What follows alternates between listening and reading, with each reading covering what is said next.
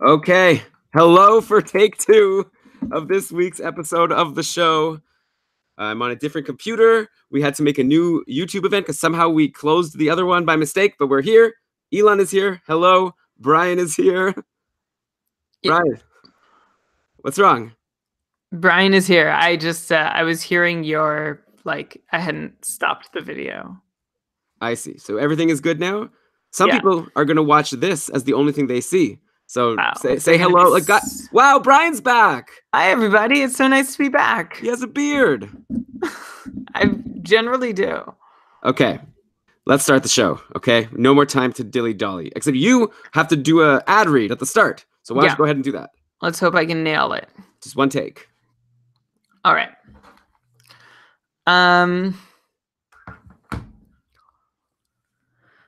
This episode of Keeping Karlsson was brought to you in part by SeatGeek. Getting tickets online can be far too complicated. With hundreds of sites and varying levels of reliability, it's hard to know who to trust. That's why SeatGeek is the way to go. I use SeatGeek. Elon uses SeatGeek. We've all made great purchases on SeatGeek. And Keeping Karlsson listeners get $10 off their first SeatGeek purchase. All you need to do is download the SeatGeek app and enter promo code KEEPING today. That's promo code KEEPING for $10 off your first SeatGeek purchase. SeatGeek. Life's an event.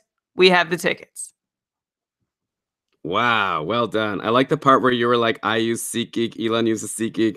Everybody uses SeatGeek. That was me searching through the copy for what I want to talk about next. It was beautiful. Okay. Now every time I do a pre-roll, I think of the This American Life pre-rolls for Squarespace. Mm-hmm. This episode of This American Life is brought to you by Squarespace. You're just doing your same voice. I don't understand. Oh, no. I don't get the difference. Okay, let's get started. It's squeakier. More Here we go. Okay.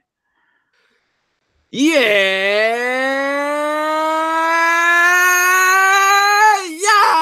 Thank you, everybody, for joining us for another episode of the Keeping Karlsson Fantasy Hockey Podcast, the best fantasy hockey podcast in the world, hosted by two guys who own Eric Karlsson in their keeper pools. I am your host, Elon Dubrovsky, and with me, finally back from his parental leave, is the fantasy hockey robot himself, your friend and mine, Brian Com.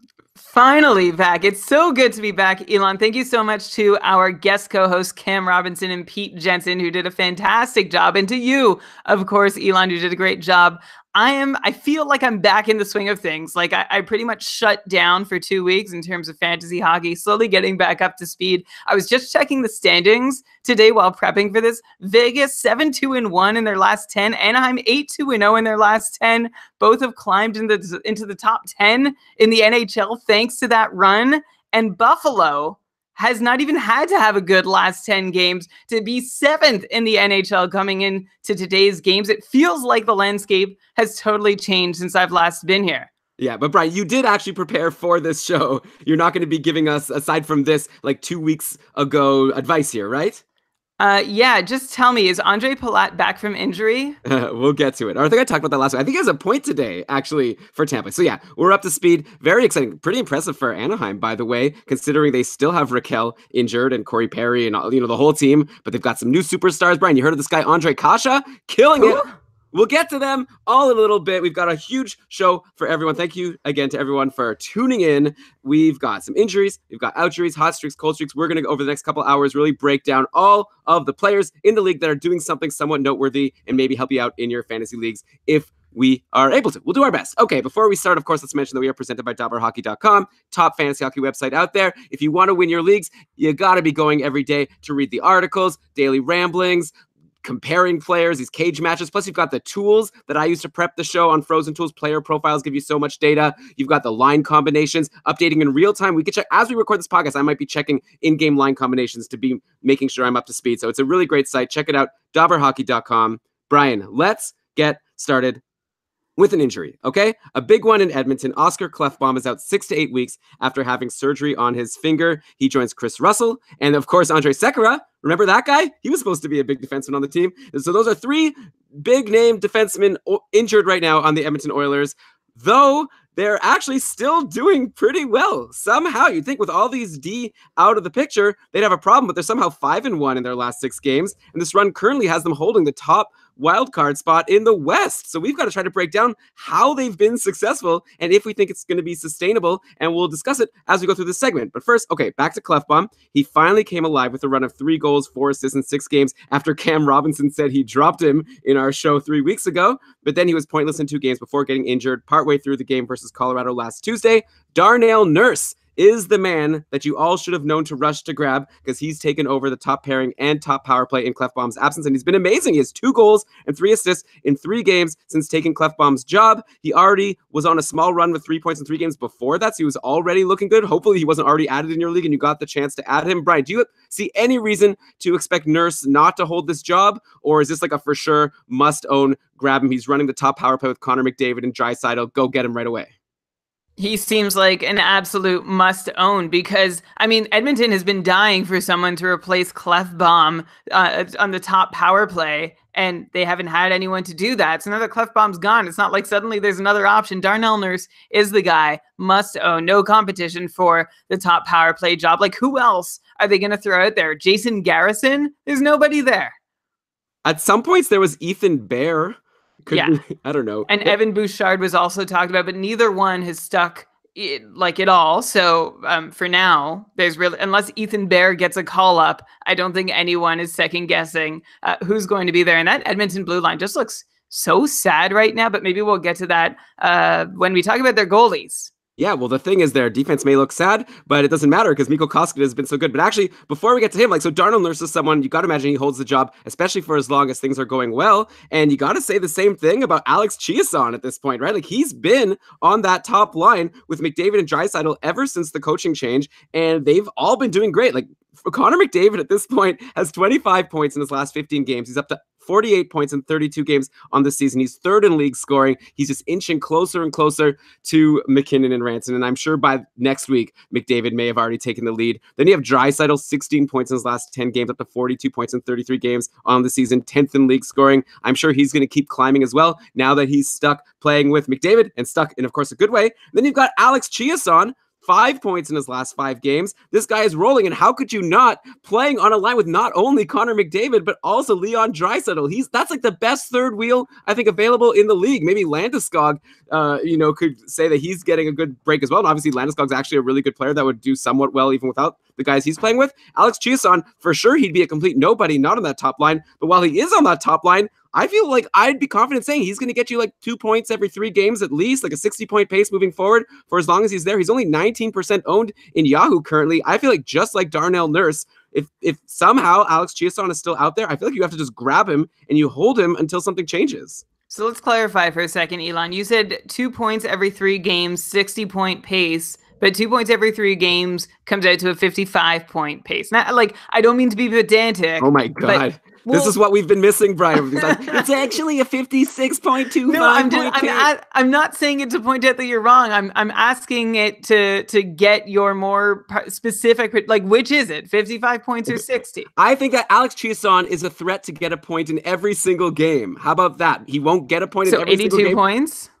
What does it matter? Have him on your team and ride it out. Well, who cares? He's not going to last there the whole season, so whole season pace doesn't matter. I'm telling you that Alex Chiasson is probably the top free agent available if he's a free agent in your league, and you should grab him. That's what I think. You tell me if you disagree. Are you seeing anything in his current run since he's gotten on the top line to say he can't keep this up? So you're saying regardless, it doesn't matter 55 or 60 points, you need to own him. I get that, right? A 55 or 60 point player is worth adding in most leagues at this point in the season.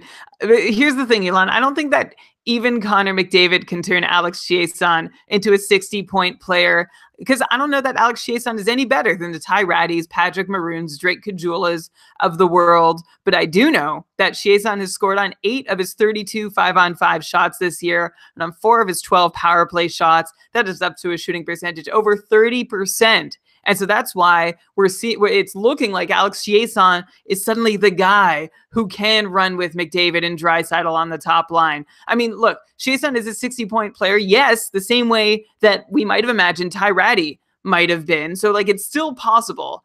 I'm just saying that the way he's pacing right now is thanks to some very friendly shooting percentages. And I don't know that he's any better than the options we've seen in this third wheel spot in the past. One difference here with Chieson compared to the other guys, the Raddies, Cajulas, etc., is that, Elon, as you mentioned, this Chieson, McDavid, Draisaitl line has been together since Hitchcock took over in Edmonton, and we don't yet know whether Hitchcock is going to shuffle Chieson or Draisaitl off this line at some point, because we haven't had any time to really learn his tendencies as the Edmonton coach. So you could make a bet when you're adding Chieson or deciding who to drop to add Chieson, that Hitchcock is more likely to keep these three guys together than Todd McClellan would have, in which case you definitely want to own Alex Chieson. You might want to, of course you're going to want to own Chieson now regardless and worry about a line shuffle if and when it happens. But maybe there's some hope that you're making a longer term ad than this spot might have been in the past. Again, we'll need another 10 or 20 games of Ken Hitchcock in Edmonton to really know. But still, bottom line for me is 60 points is a little high, Elon. I'd prefer to go someone who gets 2 points every 3 games.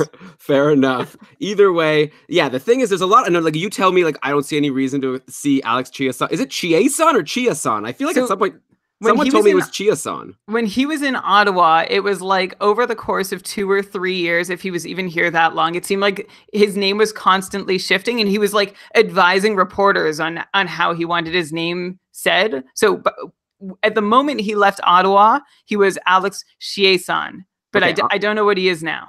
That works for me. Okay, so what I was going to say is what you said about, I don't see any reason to see why Chieson is better than Ty Ratty or Drake Caggiula. No one thinks he's better than those guys. Maybe Ken Hitchcock thinks he's better. All that matters to me is that he's in that spot. And, Ty Ratty was playing with McDavid and Ryan Nugent-Hopkins, which is nice. I'll take McDavid and Draisaitl over that. So it's even a better situation than Ty Ratty was in, plus top power play.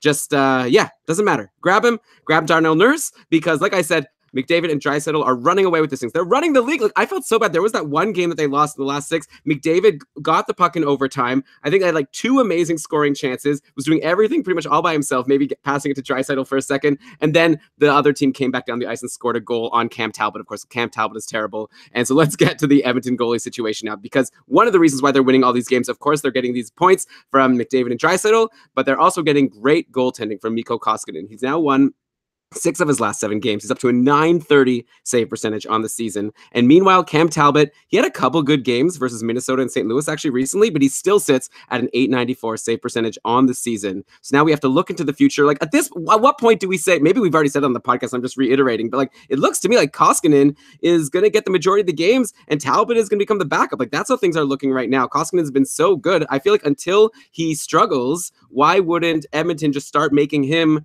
the starting goalie? They're just barely in a playoff spot now. They don't have time, I feel like, to keep going with this back and forth when Koskinen has proven himself, at least so far, to be such an amazing goalie. Yeah. Oh, sorry. Is it my turn? Yeah, it's your turn. Go ahead. Okay. So you right at the top of this Edmonton bit, you're wow, they're hot. And my gut, my reflexive answer was yes, they're hot because of Mikko Koskinen's performance. He is why I think, or he's the main reason why Edmonton has gone on a run of 8 wins, 1 loss, and 1 overtime loss in their last 10 games. In the Oilers' last 10 games, Koskinen and Cam Talbot have combined to put up a sparkling .934 save percentage. That's helped the Oilers pick up 3 extra wins on this run in the games in which they scored 2 goals or less. Those are games they should not have won, but ended up in the win column because of Koskinen and Talbot.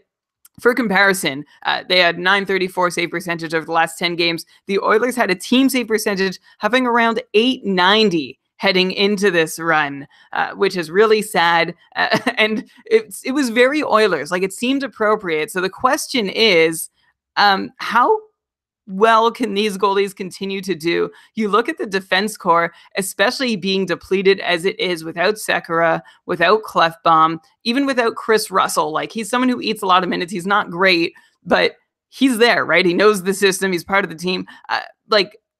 There's a real dearth of defense in Edmonton, more so than usual. So we're trying to figure out now, for the Oilers' future, and for their goalie's future, how much is Ken Hitchcock helped those goalies put up that .934 save percentage? How much of it is on Koskinen himself? And how much of this is just straight up luck? And I think you can attribute the amazing save percentage over the last 10 games for Edmonton to be a little bit because of each of those three things. Some Hitchcock, some Koskinen, some luck. But what we see for sure is that Koskinen, who, by the way, like I just need to get this off my chest, Koskinen remains one of the weirder and less explicable free agent signings. We went into this in our almanac, and I just want to give it one more ride just because it was super weird. He played on an all-star KHL team. He had no NHL track record. He'd been out of the league for almost a decade, and the Oilers gave him a one-way, no-move clause, $2.5 million contract to play backup. Like, I feel like, Elon, tell me if I'm wrong, but this is one of those situations that just because it's working out, I still don't want to say it was the right thing to do. Well, here's the thing. Like, the one point I'll put in favor of making this signing is that Cam Talbot struggled last year, right? So it's not as if they brought Koskinen in, I don't think, thinking that he was for sure backup. They probably told him, look, if Cam Talbot plays well, we want you as a backup, but we want someone that we can rely on potentially if Cam Talbot continues to struggle as he has, you know? So it wasn't like a for sure backup to me. I feel like it's, but, you know, maybe I'm wrong. Either way, obviously it's worked out. You know like, I get your point. Like, it was a clear need for Edmonton to shore up their goaltending position this offseason and the offseason before. Like, they had Jonas Gustafsson in there thinking he'd do the trick. But that Koskinen was their choice is the weird part. But I won't get too deep into it. I just like, it's like this philosophical thing where just because it's right doesn't mean, like, just because it's working doesn't mean it was right. In any case, it's silly. All that matters is people need to have Koskinen on the fantasy teams. And I think my main question to you now, unless you still had a lot more analysis to do, at what point do people just drop Cam Talbot? Like, if you're in a league where he's wasting a roster spot when he does play, he did have a couple good games last week, so I will give him that, or a couple weeks ago. But like, overall, he's not playing much. And when he does play, overall, he's been terrible. I don't know. Like, at some point, we're going to have to say, this guy's the backup. Like, let him go. It looks like Koskinen has to be the guy in Edmonton to me at this moment. Koskinen is top 5 in the league in adjusted goals saved above average per 60 minutes. And you look at the future beyond this season, even if they were playing equally or Koskinen just a little bit better. Talbot is a year older than Koskinen. Talbot's contract is up at the end of the year. It makes it pretty easy to start moving on from Cam Talbot when Koskinen is playing so well. I will say, like, I'm not certain Koskinen keeps it up. And Hitchcock, let's remember, has been historically super weird about playing kinds of mind games with his goalies and never letting a guy get too comfortable. But short term, if I'm a Cam Talbot owner, I'm at least looking for a solution to buy me a couple weeks time. So that I'm looking for a short-term fix because I'm expecting that Koskinen is going to get the majority of the starts until he doesn't, whether that's another week or two or another month or two. Well, that's what we need to keep watching for. So if you're a Talbot owner, don't expect your problems to be over within the next week or two. Start looking for an alternate, even if just a short-term solution. Yeah, makes sense. And okay, so we'll have to move on from Oilers talk. And who knows, maybe next week we'll be talking about how terrible they're doing and how all of these guys are bad. But for right now, to recap, Darnell Nurse, Alex Chiasson, Mikko Koskinen, the guys that, well, probably not Koskinen, but guys who might be available in your free agency you want to grab right away. Okay, another big injury, or actually, no, talk about goalies. How about we stick with goalies, go to an outjury, because we had a couple of big name goalies come back this past week. Andrei Vasilevskiy returned from his foot injury on Thursday for the Lightning. He didn't have the easiest return game to come back to. It was versus the Leafs, but Vasilevskiy was amazing. He stopped 48 of 49 shots in the 4-1 win over Toronto, so no rust on this guy. He has another game versus the Jets today. It's actually happening while we speak, so I could even take a look perhaps and see how he's doing. Another tough game, man, to just come back and then have a game against the Leafs and then against the Jets. Right now, Lightning are winning 3-2 in the second, so potentially not going as well, but still, like, at this point, Andrei Vasilevskiy is clearly like one of the top goalies in fantasy, so his owners are very happy. There's not much to say about him. Kudos, by the way, to Louis Domingue. He won 6 in a row before Vasilevskiy returned. His .905 save percentage has been enough to give him 14 wins in 18 games on the season. So you look at that number. I remember, Brian, you made a tweet earlier today that maybe also Domingue has even been doing worse than he should be expected to, but it doesn't matter. Still good enough to win 14 of 18 games. So he's been a very decent backup for them. And now they got Vasilevskiy in there, and this team, I feel like, has got to be one of the front runners to win the cup. They're so good. What do people who rushed to grab Domingue do at this point now that Vasilevsky's back? he probably won't play very much, but when he does play, it seems like a sure thing to get a win. I remember last year, a couple years ago, Grubauer was the type of backup goalie that people wanted to own, even in leagues where generally backups weren't owned, just because he was such a useful stream whenever he played, almost a guaranteed win, that it was worth having him for maybe just one game every week. Do you see the same with Domingue, or do you think for sure, like, let him go if you can't stream him and it's okay, he's not like that great a goalie at the end of the day? The thing with Philip Grubauer is that he was worth holding in Washington, not just because he was likely to get the win, but because he could put up some really nice numbers while doing it. Domingue isn't quite that. Like, he can offer a good chance at a win, but not much more. So I'd say he's more like a 2017-18 Malcolm Subban in Vegas, or a 17-18 Anton Hudobin in Boston. If I wanted to try and be complimentary to Domingue, like the contemporaries he should be aiming for are guys like Aaron Dell and UC Saros. But I don't think he's quite as good as those guys. And if you're looking for this year's Grubauer, Elon, look no further than David Riddick.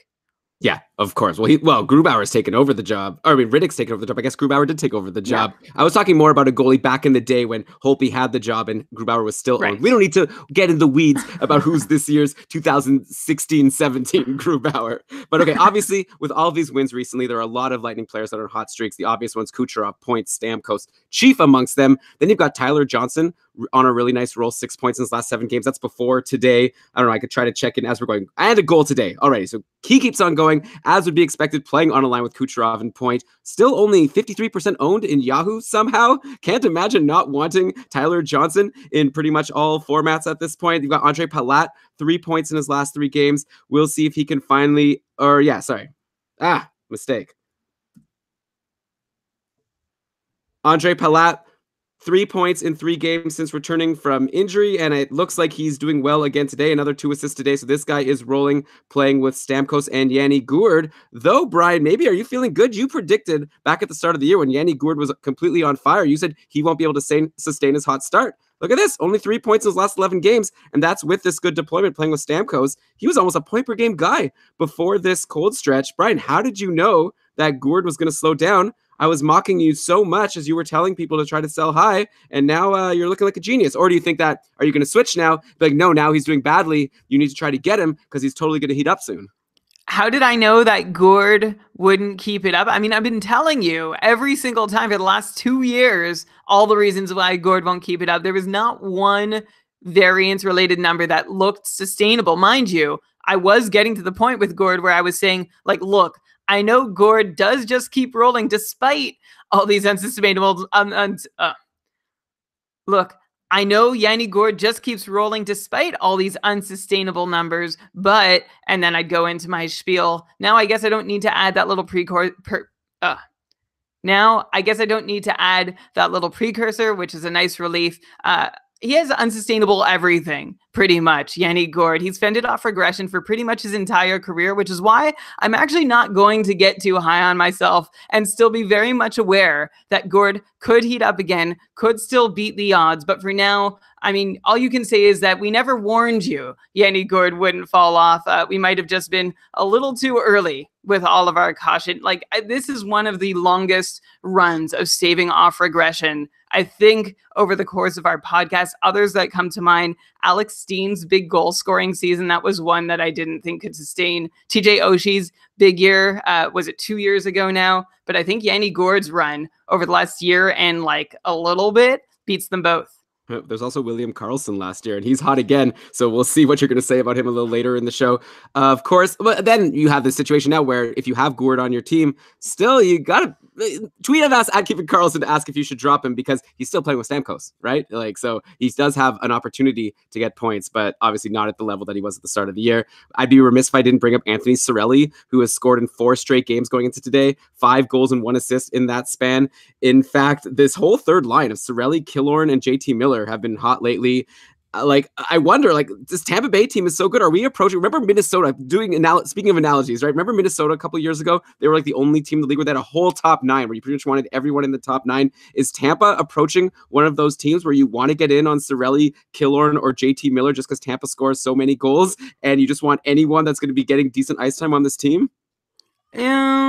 I don't think so. Like, I'm not sure that Tampa really has a super solid top 9 situation just because that Cirelli, JT Miller, I already forget who, Killorn, that line doesn't really strike me as a third line that can really generate offense on a consistent basis. Like Killorn and Cirelli both seem like decent complementary players. Miller is a good offensive threat, but I don't know that he's quite enough of one to really drive that line by himself. I actually see the Cirelli, Killorn, Miller line closer to like the Tampa top 9, closer to like the San Jose top 9, where they have enough for 2 solid lines and then like a third of another.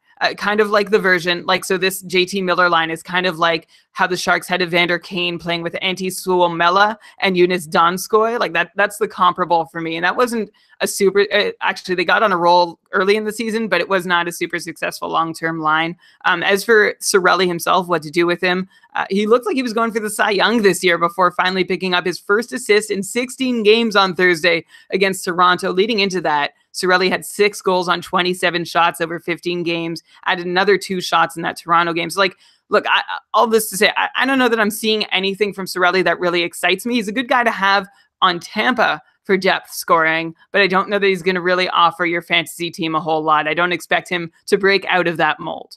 Yeah, Cirelli was, when I was prepping this episode, Cirelli was the most added player on Yahoo today. So a lot of people were adding him, expecting him to keep it up. Now we're like more than halfway through this Tampa Bay game. It's 3-3, no points for Cirelli. So maybe a lot of disappointed people who added him, or maybe he'll do something before the end of the show. Once again, I am proven correct in my analysis. Yeah, sure. Well, there's still a period to go. So, yeah.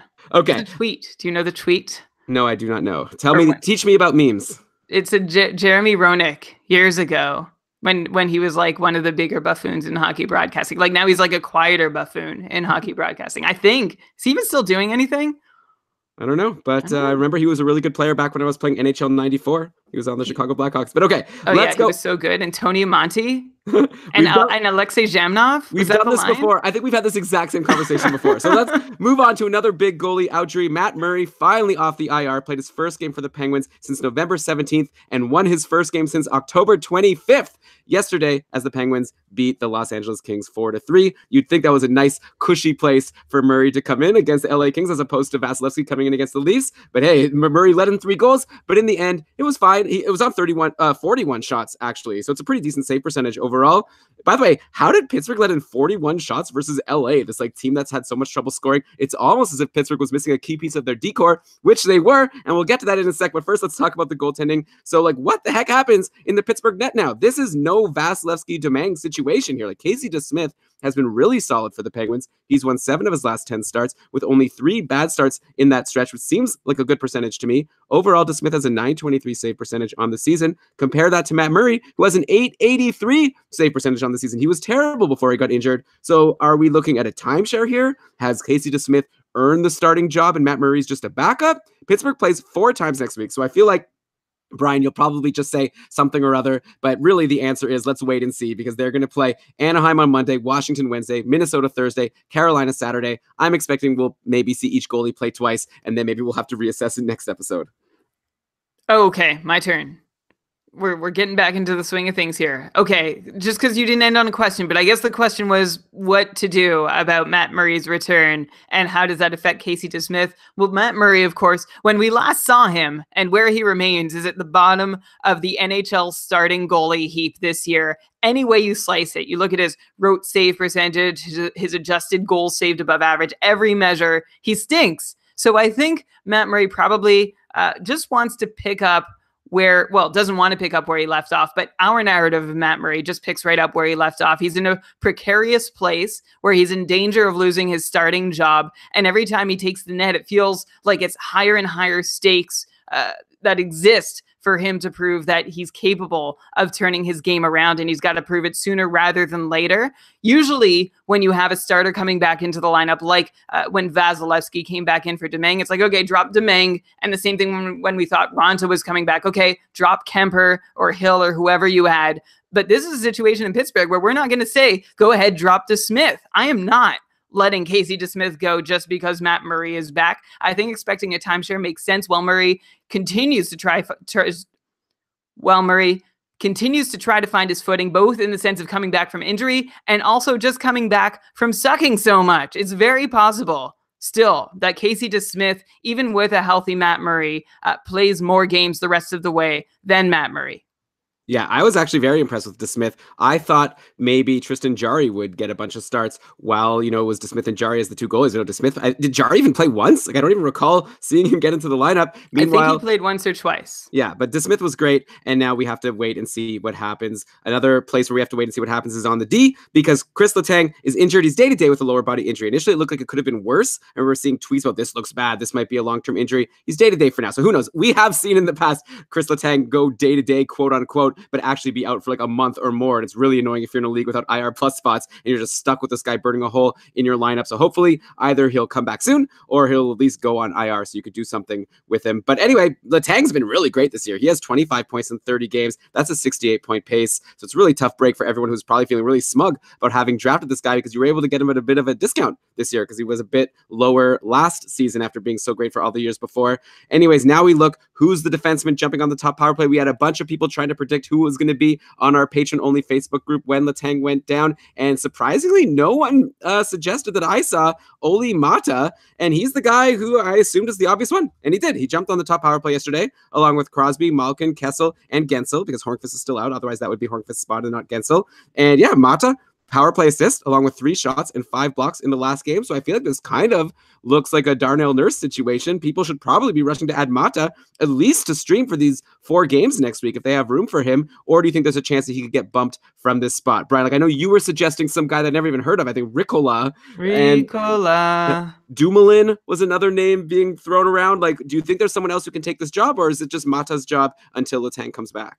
Olli Mata was the guy seeing the second highest share of Pittsburgh's power play time from the blue line when Letang was healthy. Letang was, of course, seeing the highest share, so it makes sense that Mata is the guy who steps up. The only other guy worth watching in the Pittsburgh power play quarterback situation is, this guy, Juuso Riikola, Riikola is how you spell his last name. God, I hope I spelled that right. He'd been a healthy scratch for a bit of a spell, but drew back into the lineup thanks to Letang's injury. And Riikola, stepping back into the lineup, also stepped right into Mata's recently opened second power play unit role, because Mata, of course, ascended to the top unit. If I'm adding a Pittsburgh defenseman, yeah, I would probably go add Olli Mata right now, but would be checking the line combos after each Pittsburgh game, and maybe even the practice line combos ahead of each Pittsburgh game to make sure that Mata hasn't been swapped out with Riikola on that top unit. Mata, of course, is sort of the incumbent here, but I don't see it as terribly unlikely that Riikola gets a turn or two if Letang is out for long enough. Right, exactly. Yeah, so it's not exactly as secure as Darnell Nurse's spot seems to be. But for now, definitely go out, grab Mata, get his 4 games. By the way, Darnell Nurse, Edmonton only plays 2 games next week, so you might be tempted to say, maybe I'll grab Mata because he gets 4 games as opposed to Nurse's 2 games. But don't forget, Clefbaum's out a while, and I would still grab Nurse and suck it up for just next week. I know Dave is here in the chat room from Stream Scheme. He's always looking at the schedule for the next week, and he'd be like, I don't know, why would you want Nurse? Only 2 games. But yeah, long term, I feel, and who knows with Clefbaum, right? He could end up being out longer. Like, anyways, yeah, grab Nurse then Mata, I would say, as the 2 top defensemen right now that are on my radar that might be available in your free agency. Brian, there are a lot of things on my radar. There's like great defensemen. There's also great like things to do outside of the house. Like, I like to sit at home and watch hockey, but every once in a while I like to think, what am I supposed to do? And in fact, Brian, I'm going to Ottawa actually in a few weeks. I'm going to New York, and we're having a patron meetup there. Then I'm gonna have to go to Ottawa because the person who's taking my dog while I'm going to be in New York, I'm gonna have to go pick my dog up in Ottawa. So I just took a look at the website of our sponsor for this week's episode, which are our friends over at SeatGeek. Wait. I'm sorry to interrupt, but like, you're leaving your dog with someone in Toronto and then you're taking your dog to Ottawa? Okay, let me explain this. My friend is coming to Toronto to celebrate Christmas together, and then she is going to drive back to Ottawa. With you? Yeah, she's coming to Toronto, and she and my wife and I are going to celebrate Christmas together, and then she's going to take our dog, and she's going to bring her to Ottawa. Are you still following me, everybody? Yeah. And then I'm going to go to New York with my wife. I'm going to meet up with the patrons on December 27th, and message me if you don't know about this, if you're a patron or if you're a listener and you want to come hang out I think we're meeting up in Brooklyn now, but message me. I'll tell you about that. Then I'm going to Ottawa. Brian, we're going to record an episode in Ottawa on the Sunday, but maybe on the Saturday, I'm going to want to go out and check something out. So I'm going to SeatGeek.com to see what is out there. The Wild are playing the Senators that night. $21 for a ticket on SeatGeek? holy cow. Like if you were in Toronto, you'd have to pay like triple as much to go to a hockey game, 4 times as much. But I guess Ottawa, it's not too hard to get tickets to those games. And what a great deal there. I could go see Beautiful, the Carole King musical. That's what I like about SeatGeek. You could just sort of scroll, go pick a day, pick a city, and you can see what's going on. You know you're going to get great prices because they're aggregating the tickets from all over the place. And you know what? You're going to get an even better price if you've never used it before and you're a listener of Keeping Karlsson, because we have a special deal just for them. Yes, our listeners are going to get $10 off their very first SeatGeek purchase. Wow. Just download the SeatGeek app, enter the promo code KEEPING. That's promo code KEEPING for $10 off your first SeatGeek purchase. You can do it right now, this minute. It's going to work. SeatGeek, life's an event. We have the tickets. Yes, SeatGeek has the tickets. Here's a free idea for anybody. Are you ready? Ready. SeatGeek, but for dog sitting. Okay, so you buy tickets. That makes no sense. What does that mean? What are you buying tickets for? I just thought, like, you know how everyone's like Uber for this, Uber for that? Why don't we just say SeatGeek for that? Well, how about SeatGeek and you buy a ticket to go watch dogs play with each other? Maybe there's something there. People do love that's good. hanging out with dogs. Okay. I just feel like you shouldn't have to go to another city to pick. I mean, you have a lovely friend. Very nice. Doing you a big favor. Well, I think that my dog really well. Cody is an adorable dog, and I think she's lucky that we're giving her the opportunity to hang out with her for so many days, right? Michael in the chat suggests Tinder, but for dog sitters. Okay, that makes a lot more sense to me. But okay. But Brian, SeatGeeks for dog shows. Yeah, exactly. Yeah. You could go. Go ahead, Brian. We're still figuring this out, talking at the same time all over the place. Okay. Okay. I'm going to search on SeatGeek right now for dog. I guess, but I'm in Ottawa here. I'm going to have to change to say in any. Okay, I'll do this later. Someone go do the search, find a dog show on SeatGeek and send us a link. And if it's a reasonable price, I'm going to buy you a ticket to go to that dog show.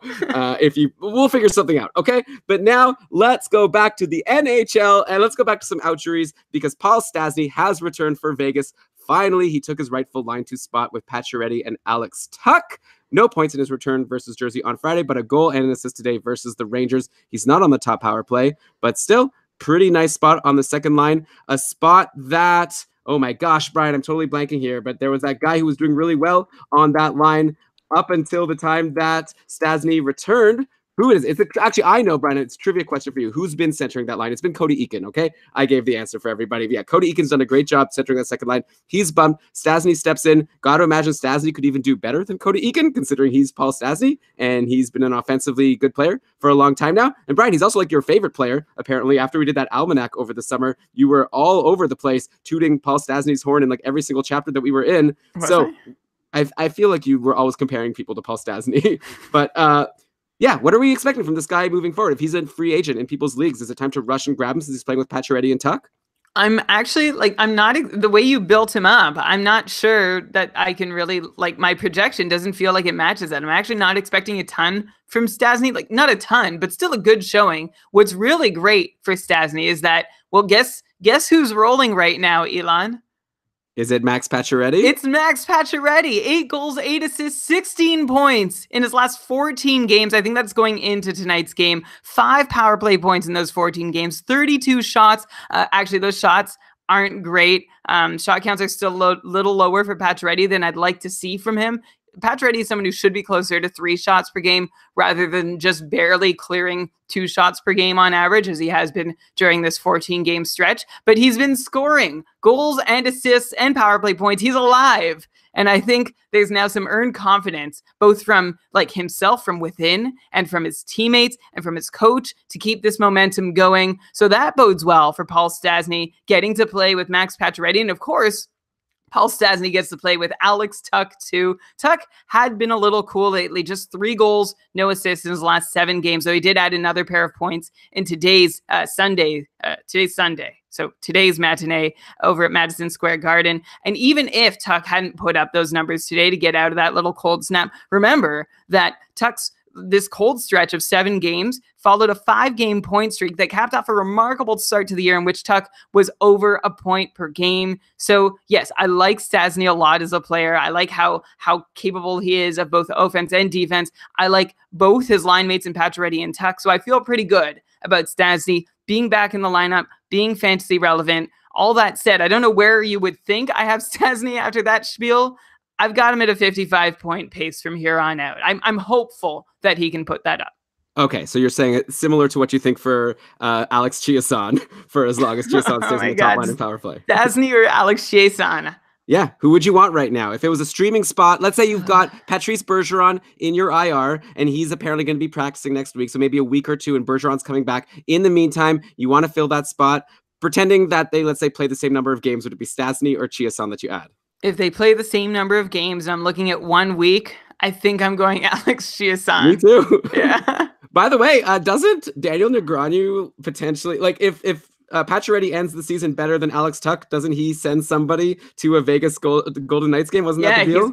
He's going to offer two tickets for listeners. If Pacioretty is more fancy, it's fuzzy. Like if the season ended today, I think it would be a push. So I don't know. Because now Pacioretty is on the top power play. I was loving Alex Tuch. A lot of it was him being on that top power play. If you recall, William Karlsson got bumped from the top power play, and he was on the second one. But they've changed back to kind of what we were expecting going into the season. So it's the top line and Pacioretty, along with Colin Miller on the top power play. Tuch on PP2, which isn't that good. That's probably part of the reason that he only has, I guess, now 5 points in his last 8 games, which is good, but obviously not the same run that he was on before. It's a lot harder to do it all from even strength. And speaking of William Karlsson, 8 goals and 1 assist in his last 10 games going into today. He didn't have any points today, but 5 shots. Riley Smith also on a great run, 11 points in his last 11 games after his power play goal today. Also, Colin Miller's finally taking advantage of that top power play. I remember we recommended for people to grab him a while ago. He was like good for a bit, then super cold, but he now has 3 power play assists in his last 4 games and 5 assists overall in his last 4 games. So yeah, lots of interesting players over in Vegas. I guess if I wanted to ask you about one, I feel like it's got to be William Karlsson. Are we in for yet another season of you telling us that Karlsson and Riley Smith won't keep it up, but they keep doing it anyway? Or do you see something different happening this year? Like, is William Karlsson earning all of these points? Or is he once again sustaining some like high shooting percentage or something that you think is going to end? So I'm going to reframe what you just said, because I didn't have to tell you that William Karlsson wouldn't keep up his goal production over the first 24 games of this season, because, well, his numbers told you that on their own. Karlsson began with just 5 goals in 24 games, and that wasn't awful luck or anything. He had a very reasonable 11% shooting percentage in that stretch. And now William Karlsson, now you might be wondering, oh, maybe that was like, I guess if you're really holding a candle for William Karlsson, you're thinking those 24 games were nonsense compared to last year's 82. But now Karlsson has 8 goals on his last 23 shots for a 35% shooting percentage. So do I really need to tell you, Elon, which of those goals paces he's more likely to keep up? The one in which he was scoring 11% on 11% of his shots, or the one in which he was scoring on 35% of his shots? Yeah, but of course, it could be somewhere in the middle, right? And it could still mean that William Karlsson is someone that if you were able to buy low on him after that slow start, yeah, you're probably happy now. And at the end of the day, top line, top power play with all these players that we're lauding, like this is not a guy to completely forget about, but also, yeah, it's always funny when he goes and gets like almost a goal per game for a stretch, and then Brian kind of tears his hair out because it's like, how does he, though we're going to get to Alex Ovechkin soon, and you're going to probably tell everyone how he has too high of a shooting percentage, and then everyone's going to hate you. So you could say it with William Karlsson, but be careful when you say it about Alex Ovechkin later on. Okay, I will be careful. I'm really looking forward to that conversation. Okay. On the other end, we've got Shea Theodore. He's been off that top power play for a while, only 1 assist in his last 5 games. He was on a decent run before that while he was also off that top power play, but like, it seems kind of like this might be the newer normal. Also less than 20 minutes of ice time today. Are we approaching snoozer territory for Shea Theodore if there are other, I don't know even what to, like, you know, like second power play defenseman who's once in a while, like if Sammy Vatanen is out there, you know, like, are we at the point now where Shea Theodore doesn't need to be owned in most leagues? Yeah, Shea Theodore is off the top power play. When that happens, he's not terribly relevant. He also has just 2 shots in his last 4 games. So Shea Theodore is a snoozer in leagues with decent defensive options available in free agency. In leagues where that's not the case, like where it's a wasteland in the free agency D choices, maybe Theodore is worth hanging on to just as a guy who could still eventually get the chance to do stuff again. But in the short term, as long as he's off the top power play unit and not taking shots, let's not expect a whole lot. Also, Elon, I skipped right over where we skipped right over Riley Smith. You were like, am I going to tell everybody that William Karlsson and Riley Smith can't keep it up? And just to like, Riley Smith is not someone I was quite as hard on last season as I was William Karlsson. And I'm going to go a little softer on Riley Smith now too.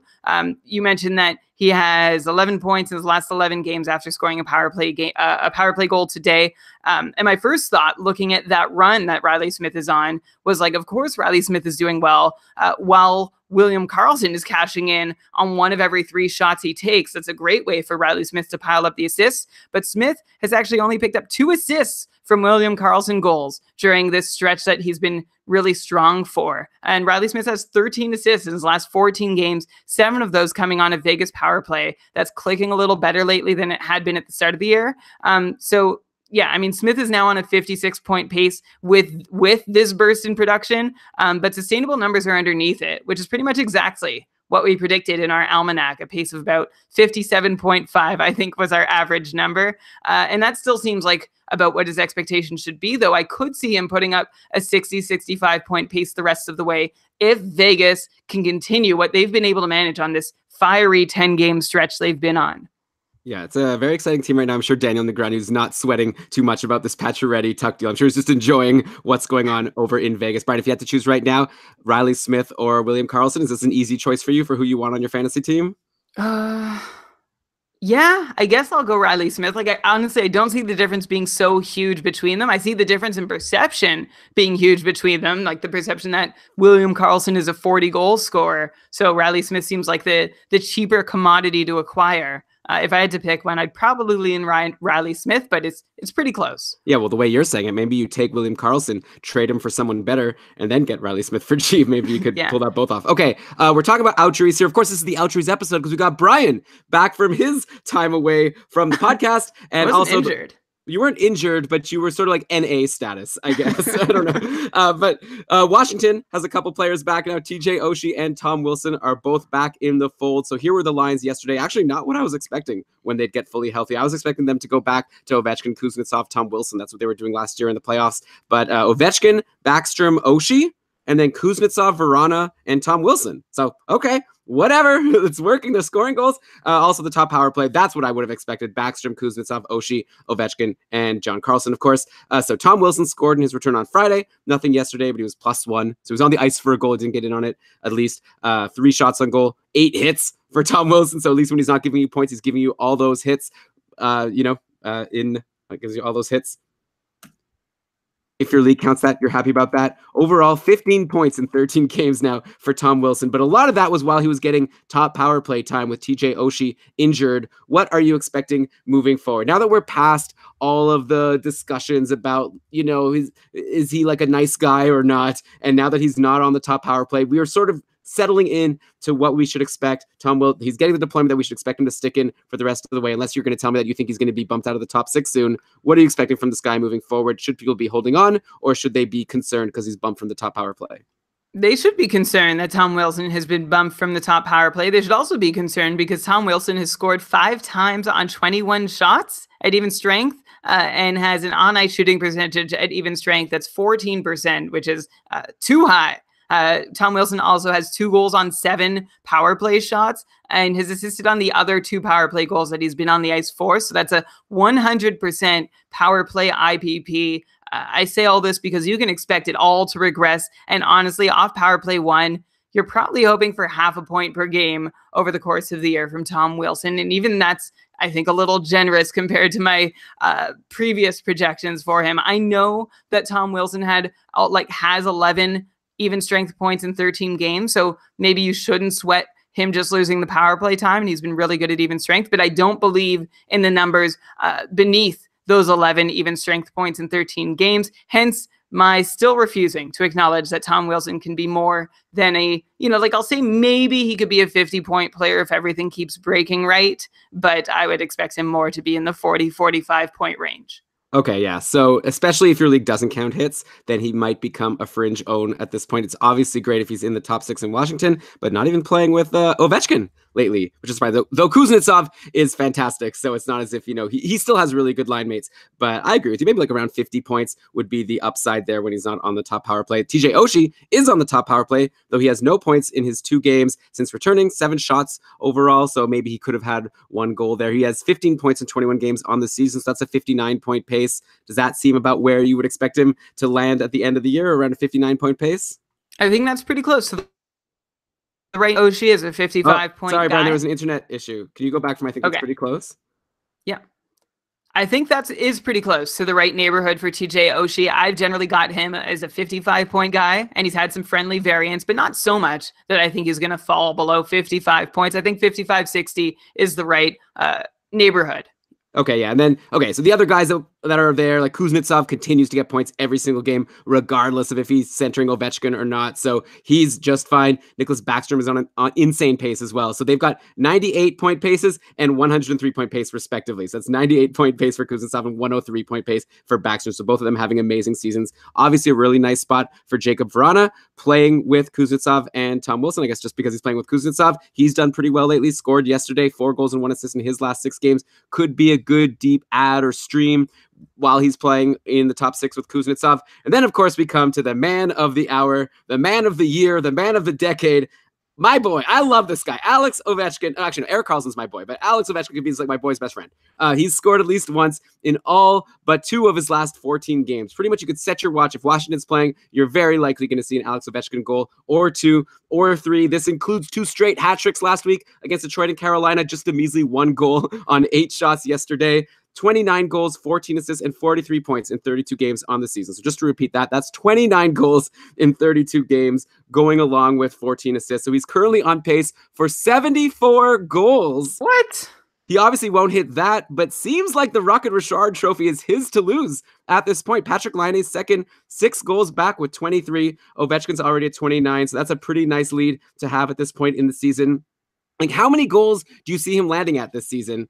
I know that he probably has a super high, I don't have to say probably, I know he has a very high shooting percentage to get these 29 goals, but at the same point, fine, he won't have a 74 goals at the end of the season, but got to imagine 50 is like well within reach with this huge runway he's given himself, maybe even 60. Like, where do you think he's going to land?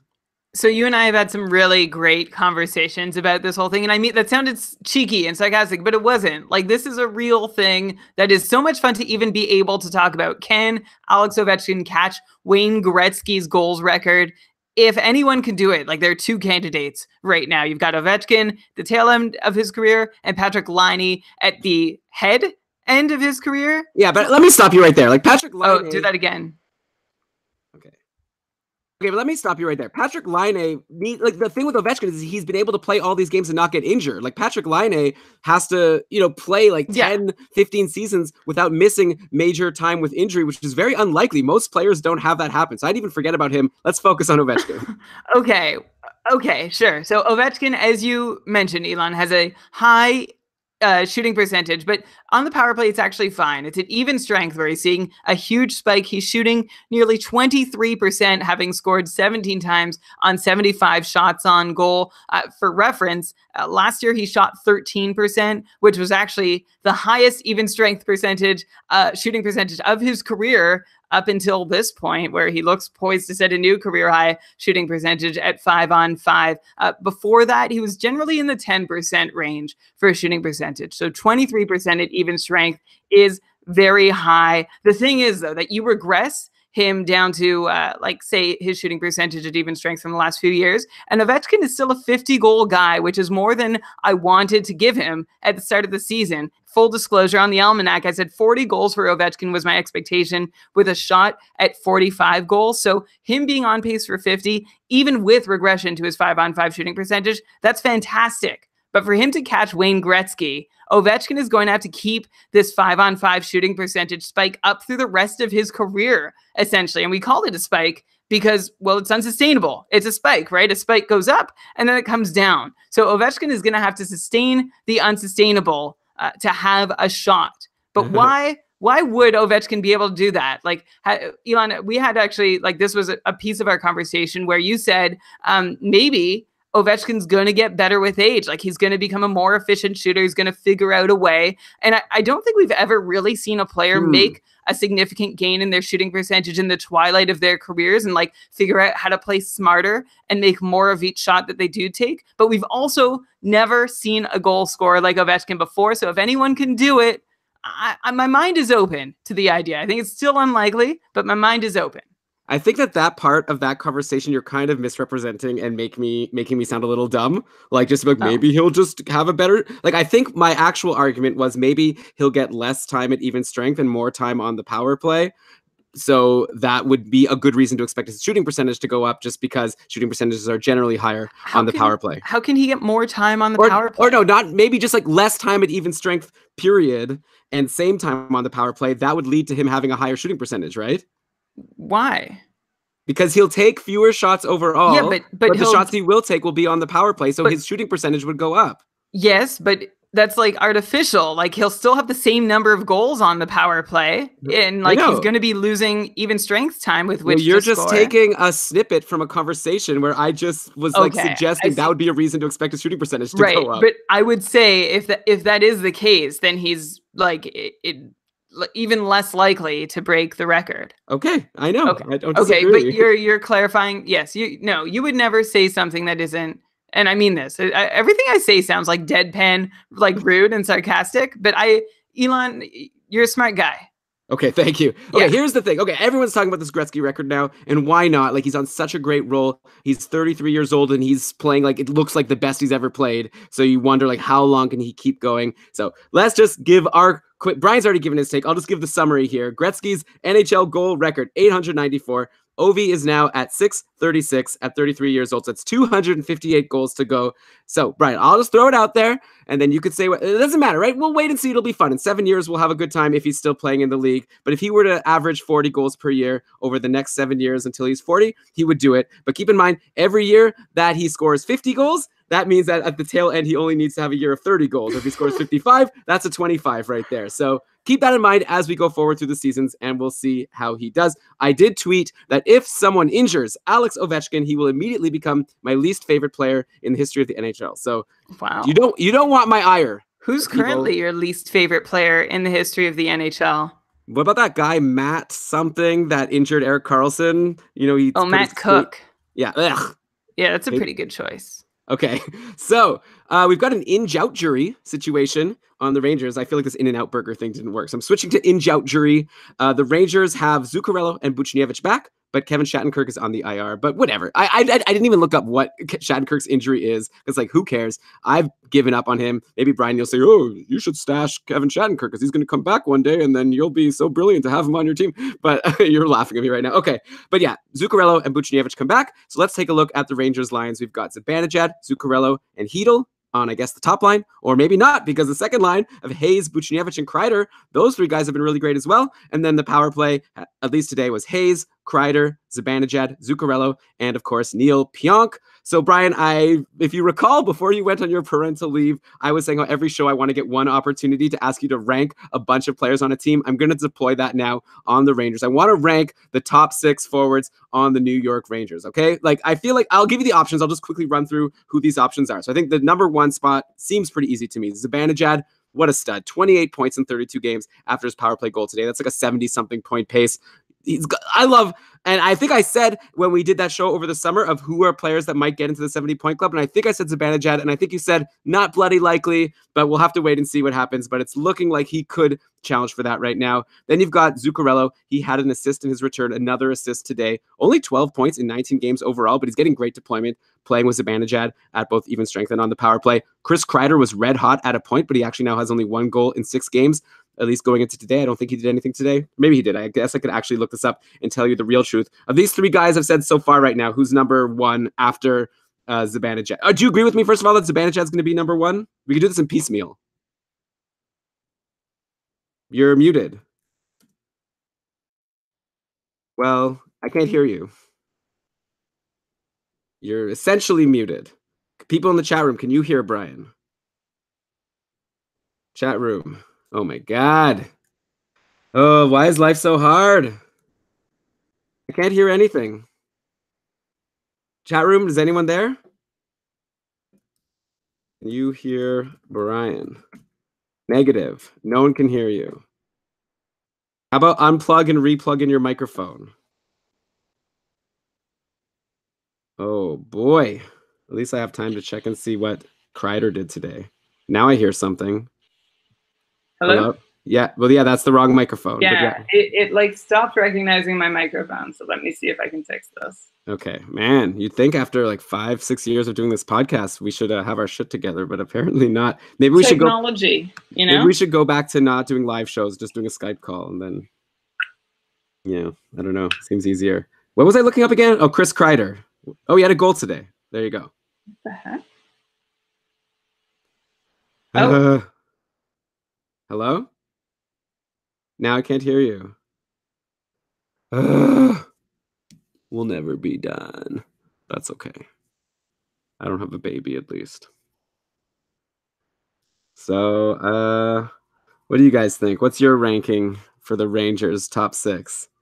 Brian still can't hear you.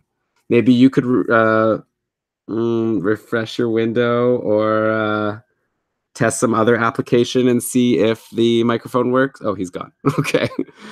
That's fun. Man, Kevin Hayes. So my opponent in the cupful picked up Kevin Hayes this week and he destroyed it. I like bid on him. Oh, Brian, hello. No, can't hear. His microphone died. Just died. Partway through the show. How does it happen?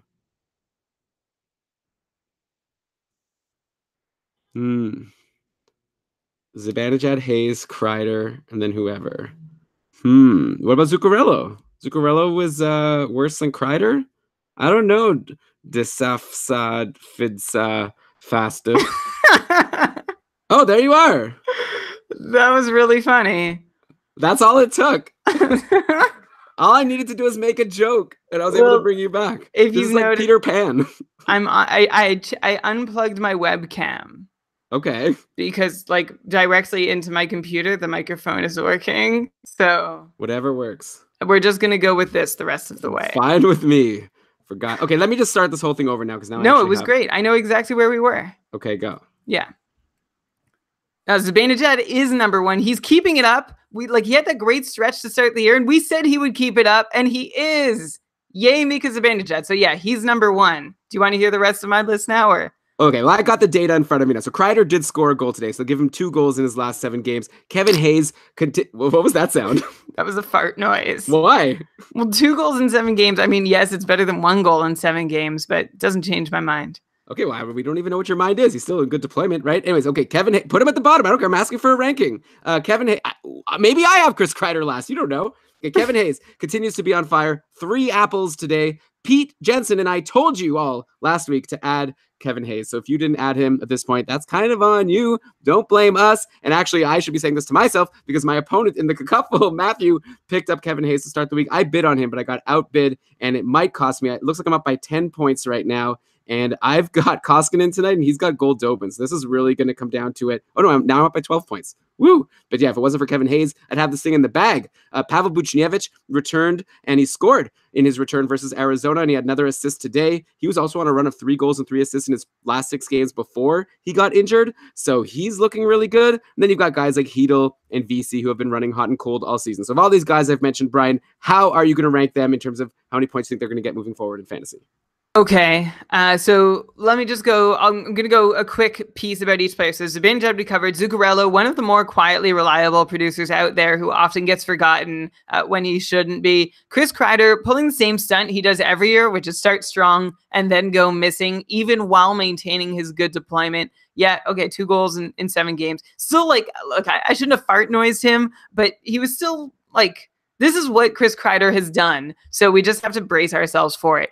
Kevin Hayes is on a 67-point pace going into today's game and actually looking really good beneath the surface, to be honest. The one flag I see for Kevin Hayes is a 78% IPP at 5-on-5, but really that's not more than like 10% above what I'd expect given his career history. And that doesn't add a whole lot of a bump onto that point pace. So aside from that high IPP at even strength, we're seeing pretty good consistency in Kevin Hayes' rate stats compared to last year. He's just got more minutes to ply his trade now, though. He's up above 19 minutes a year for the first time ever. That's a raise of 2 minutes per game. And Hayes' power play role has also doubled as part of that extra ice time. I think Kevin Hayes can keep up at least a 60-point pace the rest of the way, if not even more. He's someone I'm really excited about, actually. If he can keep getting this deployment, I would love to see him out of nowhere pull off a 65-point season. And then you have Pavel Buchnevich, who, we were worried about Buchnevich for much of the start of the year, but he was starting to come into his own right when he got hurt. And I'm hoping that him picking up points in each of his 2 games since returning to the lineup gives the coach reason to keep liking him. Okay, so now we're at the ranking point. It's really close between these guys. You got Zibanejad as the clear number 1. And then I think I'm going to go Zuccarello just for reliability. I think Hayes' ceiling this year might actually be higher, though, and Hayes is my 3rd guy. Then Kreider, then Buchnevich, and Buchnevich is on the bottom only because we've seen there be trust issues with both coaches Buchnevich has had in New York. So that's why I've got to keep him behind Kreider, because he just could end up in the doghouse regardless of his production. And then, of course, Hedl and Jimmy Vesey are behind Buchnevich on my list. Okay, interesting. One thing to keep in mind, not that I think that I should argue with anything on your list, the Rangers are supposed to be sellers this year, and I think the plan is for like Zuccarello and Kevin Hayes to both be on the move. So you could see someone like Pavel Buchnevich, if you added him now, he could end up climbing up to the top power play just because, people leave and then those spots open up. So he could be someone that could get in better deployment as the season goes on, though that could also mean he loses his great setter, Kevin Hayes, who's doing so well. So I guess there's both sides of that coin. By the way, Brian, any concerns about Neil Pionk? He's been on that top power play. Like, he's stuck there all throughout this whole season. So that we've gotten right. I think that, or I'm pretty sure that, at least I predicted that he was going to stay there, and he has, but he only has 3 assists in his last 9 games. Still on the top power play, still getting big minutes, not producing right now. Should his owners be concerned, considering swapping out, or is this just a cold streak and he's going to pick it up because he's playing with other guys who are producing and he just happens to not be getting points right now? I think that's all it is. Pionk has just 3 points on 13 on ice goals for over his last 10 games, which means he has a low IPP over his last 10. And perhaps that is a bit of a correction from an IPP that was too high to start the season. But on the whole, Pionk's quietness lately doesn't really worry me. It seems more like a small blip. So long as Pionk's minutes and power play role aren't changed, I don't see reason to get concerned that he's going to fall off a 40-45 point pace. Though do keep an eye on Pionk's power play role. He's seen a pretty low share of power play time on ice in 2 of his team's last 4 games. I haven't really dug into that, though. I sometimes this happens by accident, just because a unit doesn't take a line change for a long time because they're just applying a lot of pressure. So just something to keep an eye on. Yeah, I think I checked, and I think that Pionk is still the top power play guy in general, like playing with Zibanejad. And I think that whenever Zibanejad is out, that's the top power play. But yeah, something to keep an eye on for sure. I wouldn't be dropping him just yet, unless I've been seeing people, asking, should I drop Pionk either in our Facebook group or on Twitter? And then I asked them to show me their free agents. By the way, if anyone's going to ask us, should I drop this guy? Give me the other options. I need to know a lot of context here to get the sense of what's happening. Even if you say, should I drop this guy for this guy? If they're different positions, then generally I like to see the context of some other available free agents, just get the sense of everyone's value over replacement. Anyways, all that to say, I saw that Alex Edler was available. I would take Edler over Neil Pionk. So if anyone is deciding whether they should drop Neil Pionk, I say yes if you could get Edler. Of course, you're taking on some injury risk, but Edler on that top power play with Vancouver, with Pettersson, or I guess now it's Peterson, according to, I think it was Peter Cam that told me that. But yeah, and company, Besser, Horvat, he's looking pretty good. But Neil Pionk still in a good spot, I think. Other outjuries, Darcy Kemper back for Arizona. Since you've been gone, Brian, Antti Ranta was announced Since you've been gone. Yeah. Antti Ranta's out for the season. Since you've been gone. The Coyotes are so moving on. The team's elite level starters projected to potentially miss the remainder of the season after suffering a knee injury at the end of his rehab for a different groin-related lower body ailment. We need to. I don't know that part of the song. We should actually attribute that quote that you just read. That was from an article at The Athletic by Catherine Silverman. Okay. Yeah. So we got Darcy Kemper and Aiden Hill as the two goalies for Arizona. Probably not what they were hoping for going into this year. Kemper got the games on Tuesday and Thursday after returning from his injury. 2 losses, 4 goals against and 3 goals against, respectively, versus Boston and Buffalo. Aiden Hill got the Friday start and a 4-3 win over the Rangers, and then another 3 goals against today versus Carolina. It was a 3-0 shutout.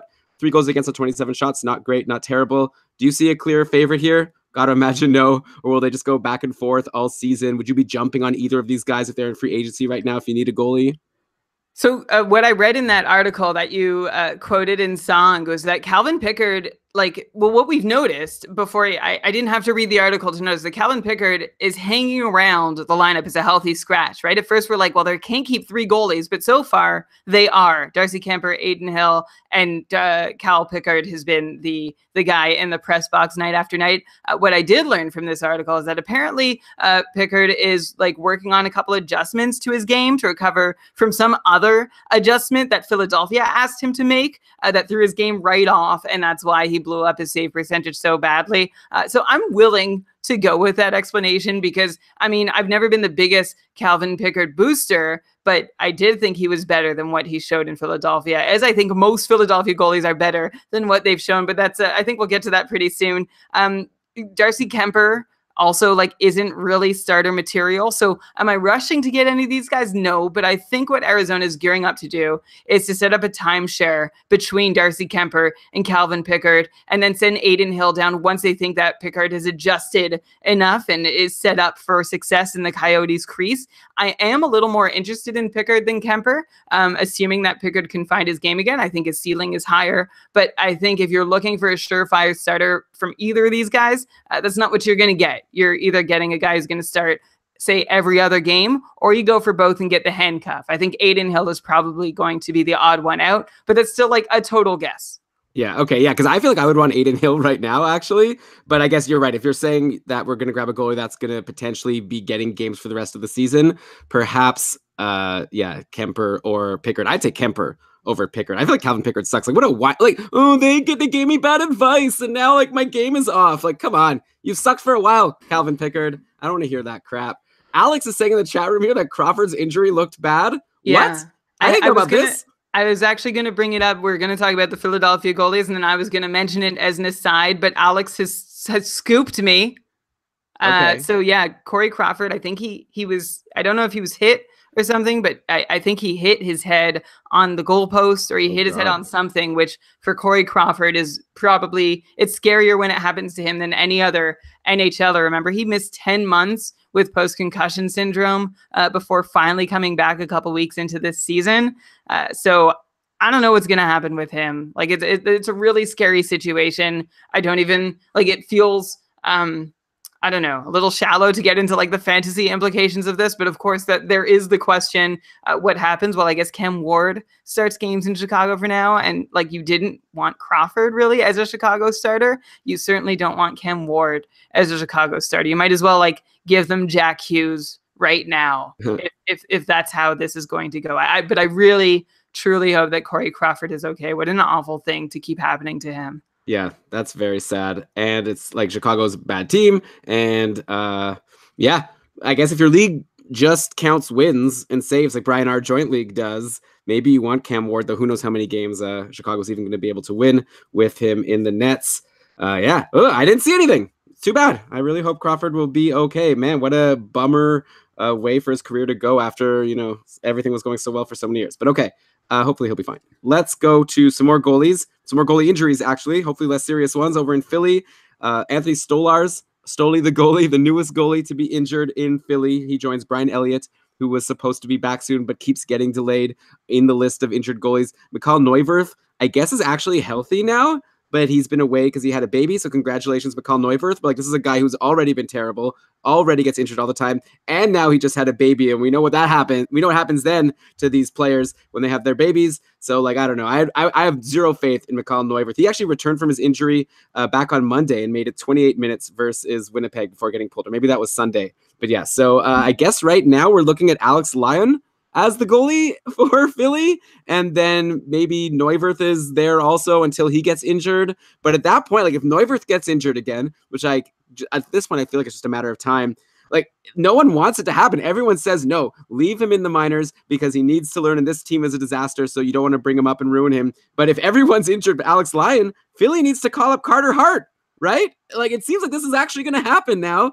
And so, Brian, if and when this does happen, because we're not going to be in your ear in that exact moment when they make the call up, if and when that happens, do people jump on Carter Hart as this goalie that's going to save their fantasy teams and save the Philadelphia Flyers? Or is this like a disaster in the making for him, and you might as well let someone else go and take the pull on him? Yeah, I don't know why you would throw Carter Hart into the tire fire that Philadelphia Flyers are currently they're not in a tire fire. They are the tire fire. It seems as though putting Carter Hart in their NHL crease, his as of training camp when they sent him down, it seemed like the decision was that was going to be like the last resort decision. I don't know what's happening in Philadelphia though with all these goalie injuries. Like, do they need a new training staff? Is Michael Neuwirth contagious or something? Like usually it's awful news when you hear Neuwirth and pulled in the same sentence, but he's not injured yet. That was just being pulled from a game. So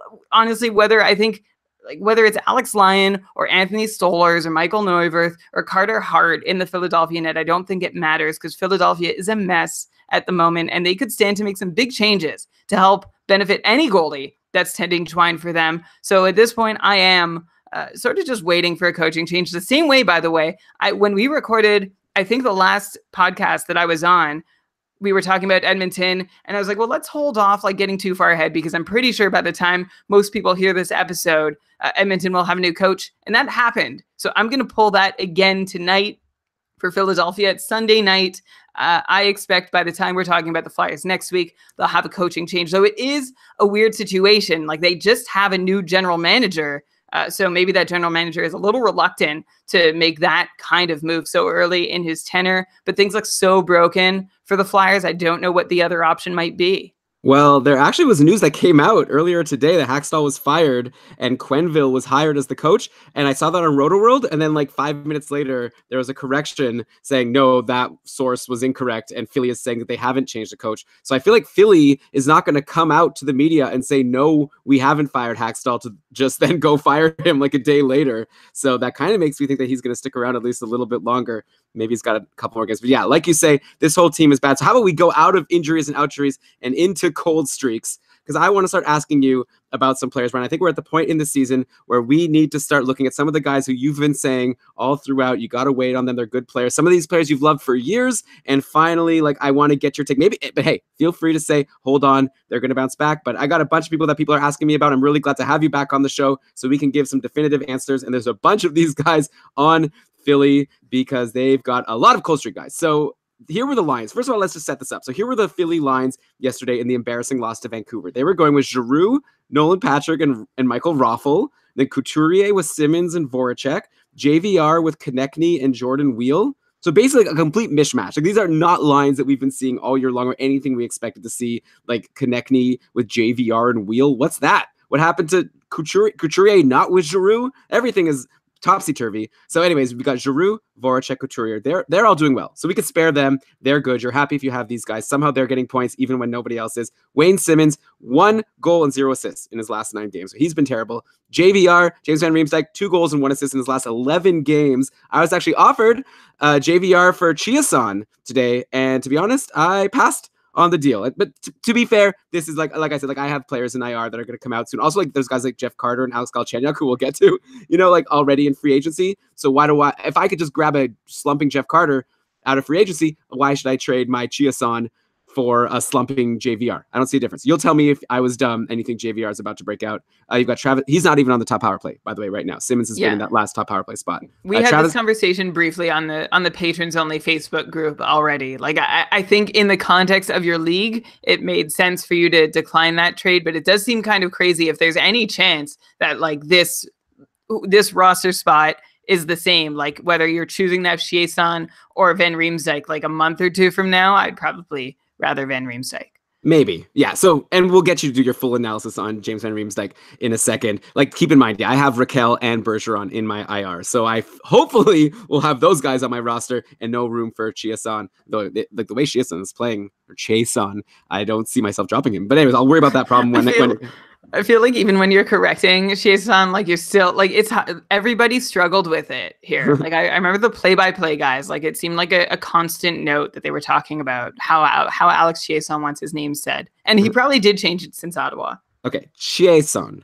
Well, anyway, we're done with him. Okay, so Simmons, JVR, Konechny, all been terrible. Was a lot easier. Okay, Simmons, JVR, Brian, come on.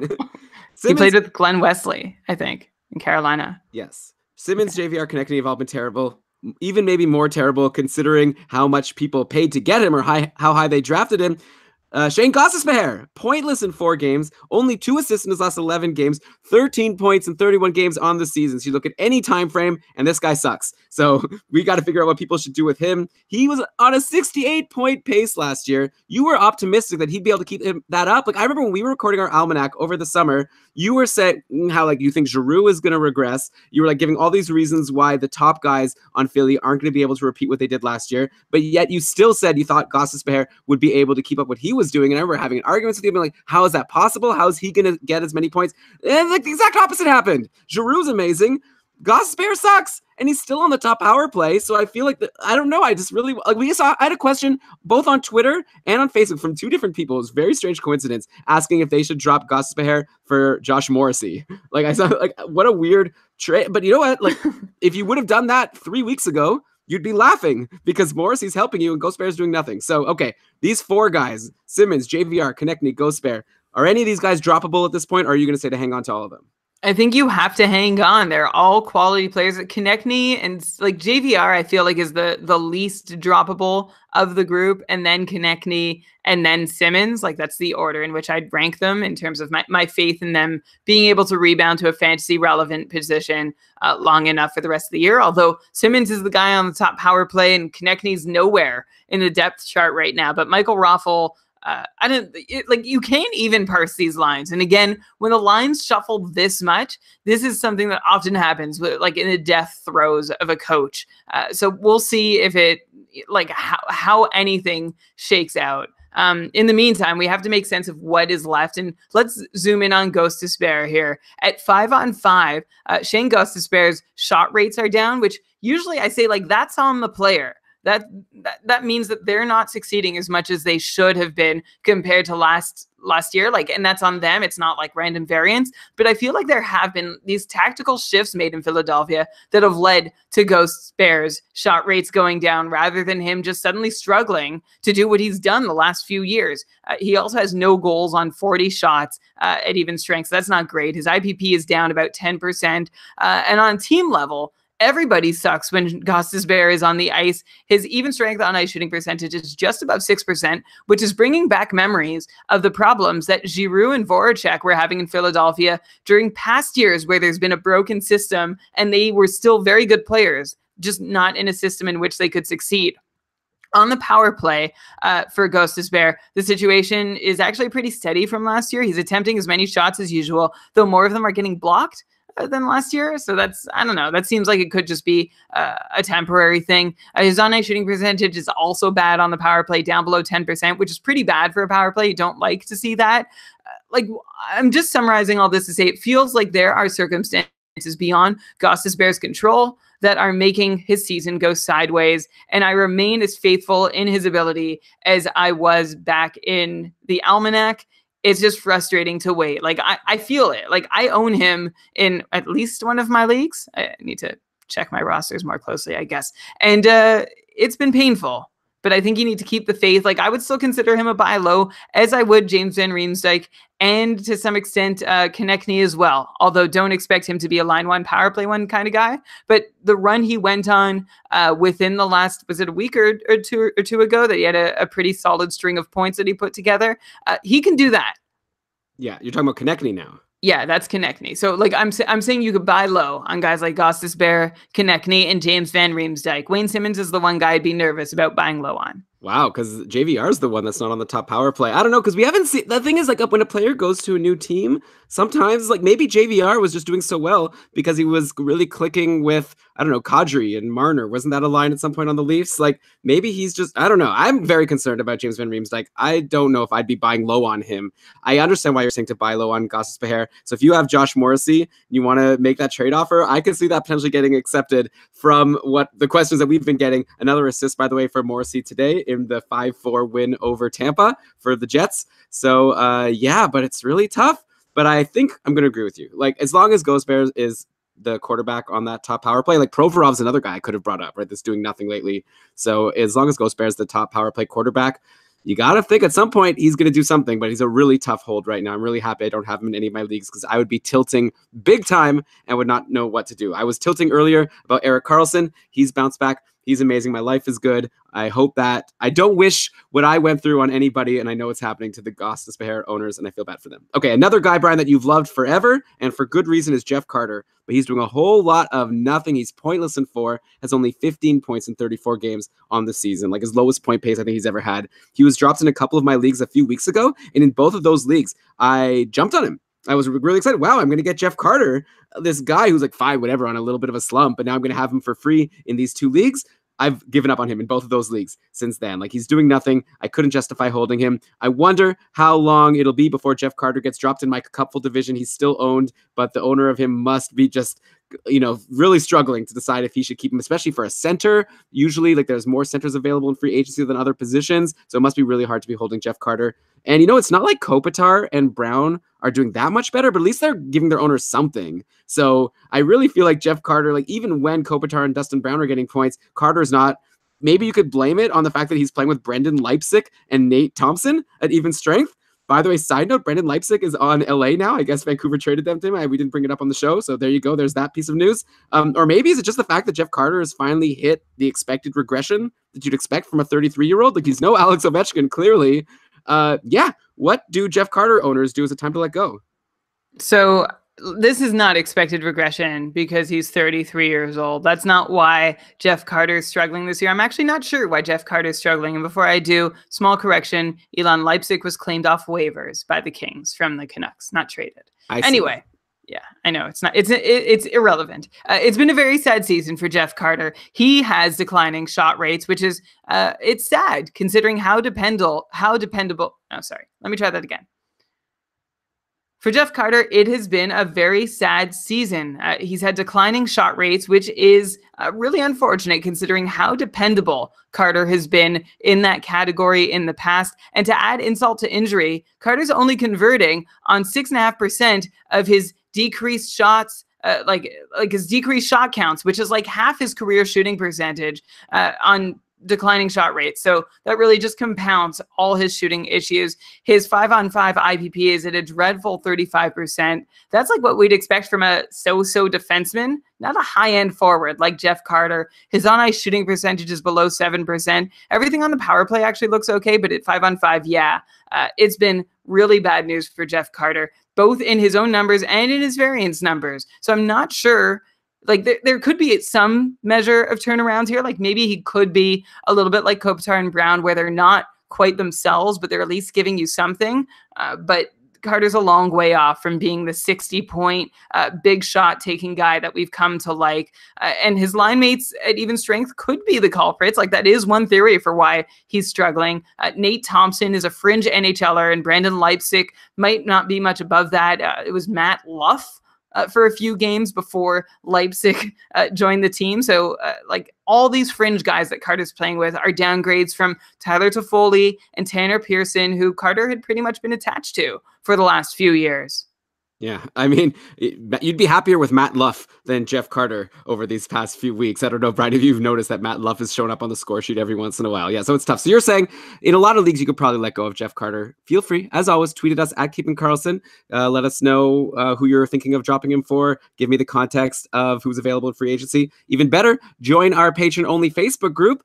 Post a screenshot of your team, and everyone's going to be happy to help you out. It's a really fun community where we're all trying to help each other make the best decisions. I have a feeling if you were to ask in the Facebook group if you could drop Jeff Carter, a lot of people would be saying, yeah, let him go. And then they'd put a funny gif of like, what is it, Frozen, where they have the Let It Go song. And like, we'd have a lot of laughs. And then people would use those fun emojis on Facebook where you give the funny different types of likes and the laughing like and the heart eyes like, and it would be a great time. Okay. I would post a Coach Carter gif. Wait, sorry. You totally crapped out there. I would post a gif from the movie Coach Carter. Still, man, Brian, I don't know what's happening. Your internet's bad now. Oh. Try now. How about now? Okay, yeah, try now. I would post a GIF from the movie Coach Carter as a comment in this thread. What a hipster saying GIF. But anyway, okay. GIF? Is that what do you mean? Yeah. Is there a hip way? Is there a pretentious way to pronounce GIF? Yeah, there is, because it's like, oh, because the inventor said that it's GIF, so it's GIF. But even though every like sane human reads the word, so like, you know, so fun. I decided to call it a GIF after listening to a segment on your former podcast, The Reality Check. Yeah, like, I thought it was the nerdy way to do it. Actually, I didn't know there was a way. I think that just most basic people just read it how it looks, right, and say GIF. But I'm not surprised that you would say how you say it. I don't care. We got to move on. It's more pleasant to say. Sure. So the hottest LA King right now is not Dustin Brown. It's not Anze Kopitar. It's not Drew Doughty, who missed a game with injury, but it's fine. It's Alex Iafallo, or maybe it's Jake Muzzin, actually. He's been good in a couple of games recently. But yeah, Alex Iafallo's on a 4-game point streak, 1 goal and 4 assists in that span. Seems to be getting top power play time right now with Carter, Kopitar, Brown, and Doughty. So he's bumped Tyler Toffoli from even there in the depth chart. So by the way, Tyler Toffoli, forget about him. Obviously, LA plays Tuesday, Saturday, Sunday next week. So that's not great for the early in the week, but maybe if you have room on Saturday and Sunday and you're in a super deep league, Alex Iafallo might not be the worst guy to stream in if you want to get that exposure, as Pete Jensen would say, to Kopitar on that top line and top power play. I don't really have a question to ask you about that. I'm sure you're going to say, like, maybe, who knows? Because he's Alex Iafallo. That's what you say about him, right? Exactly. Okay. Next guy that I got to imagine you're going to say we're done with, Jordan Eberle, right? We're done. Like, you've been into him for a while, but at this point we're looking at 13 points in 31 games. He's been on the top power play on the Islanders, but not doing anything, like 1 or 2 shots every game, which I know nobody likes. Like, he's a snoozer in basically all leagues, I'd imagine. Oh, sorry. Jordan Eberle? Yeah, you could. Okay, yes. You know, when I had the other hosts, like, we didn't have edit points. Well, maybe you should invite them back. You should be fired. Okay. Yeah, Jordan Eberle is snoozing. His 5-on-5 shot rates are like in the dumpster, as Eugene Melnick would say. And he has a career low 5-on-5 average time on ice too. So he's like not even he's like getting awful deployment. He is getting extra power play time like we hoped. It's like Jordan Eberle keeps doing what he did last year, plus top power play time, 60 points for sure. He's seeing 70 seconds more per game on average than last year with the man advantage. But Eberle's power play IPP is at a career low down in the mid-30s when it should be generally in the mid-60s. And this has led Eberle to have just 4 power play points in 31 games. For someone who's often been on the top power play this year, that is brutal. This year is not going anywhere near the way we'd hoped for Eberle. I feel like he could still bounce back, but he's not an interesting guy to be waiting around on. Not even a guy I want to buy low on in most leagues, because he should just be dropped to free agency. Safe to move on from him in leagues where there are decent 50-55 point alternatives out there. Yeah, even less, I would say. Like, maybe if there's like only 30-point guys, then you hold on to Eberle. But if you've got like a 45-ish guy, I might even jump on him. Like, Alex Iafallo, to me, interests me more than Jordan Eberle right now. Like, I feel like at that point, unless you have limited ads, your Jordan Eberle spot, that's a stream spot, okay? Just bring in whoever's got good games that week. Maybe he'll be fine at some point, but it's been too long. And yeah, like I feel pretty confident if you drop Jordan Eberle in your league, unless Brian's in there, you're probably unlikely to have him snapped up, and you could always be the first to try to get him back if you see some signs of life. Another guy who's getting nice deployment but not really doing much with it lately is Brady Tkachuk Over on the Sens, he's been playing with Mark Stone at even strength and on the power play, but his assist yesterday broke an 8-game pointless streak. Are we holding on to Brady Tkachuk, or do we have any concerns? Like, on one point, I love his deployment, and he was basically a point per game guy before this cold stretch. On the other hand, they're the Sens. Like, I didn't expect them to keep scoring all of these goals, but even like with them not slowing down, Brady Tkachuk really has slowed down. I've recommended to people on Facebook to hold on, but I want to know if you agree with me, Brian. I think you should hold. I mean, if Jordan Eberle is the best free agent available, hold on to Brady Tkachuk instead. The assist that he did get came in a game where Tkachuk played fewer than 13 minutes, though. That was the first time he'd seen his ice time dip so low since back on November 21st, a stretch of about 12 games. But Tkachuk still has good deployment on the whole. Like, maybe that was a one-off thing. Check his ice time in the next Senators game to make sure he is seeing more than 13 minutes again. The silver lining is that if he is, and he's still playing with Mark Stone, well, Mark Stone is a guy who can help pretty much anyone he plays with. So as long as Tkachuk is seeing like reasonable minutes with Mark Stone, I guess he's worth waiting for, but he's also streamable depending on the depth of your league.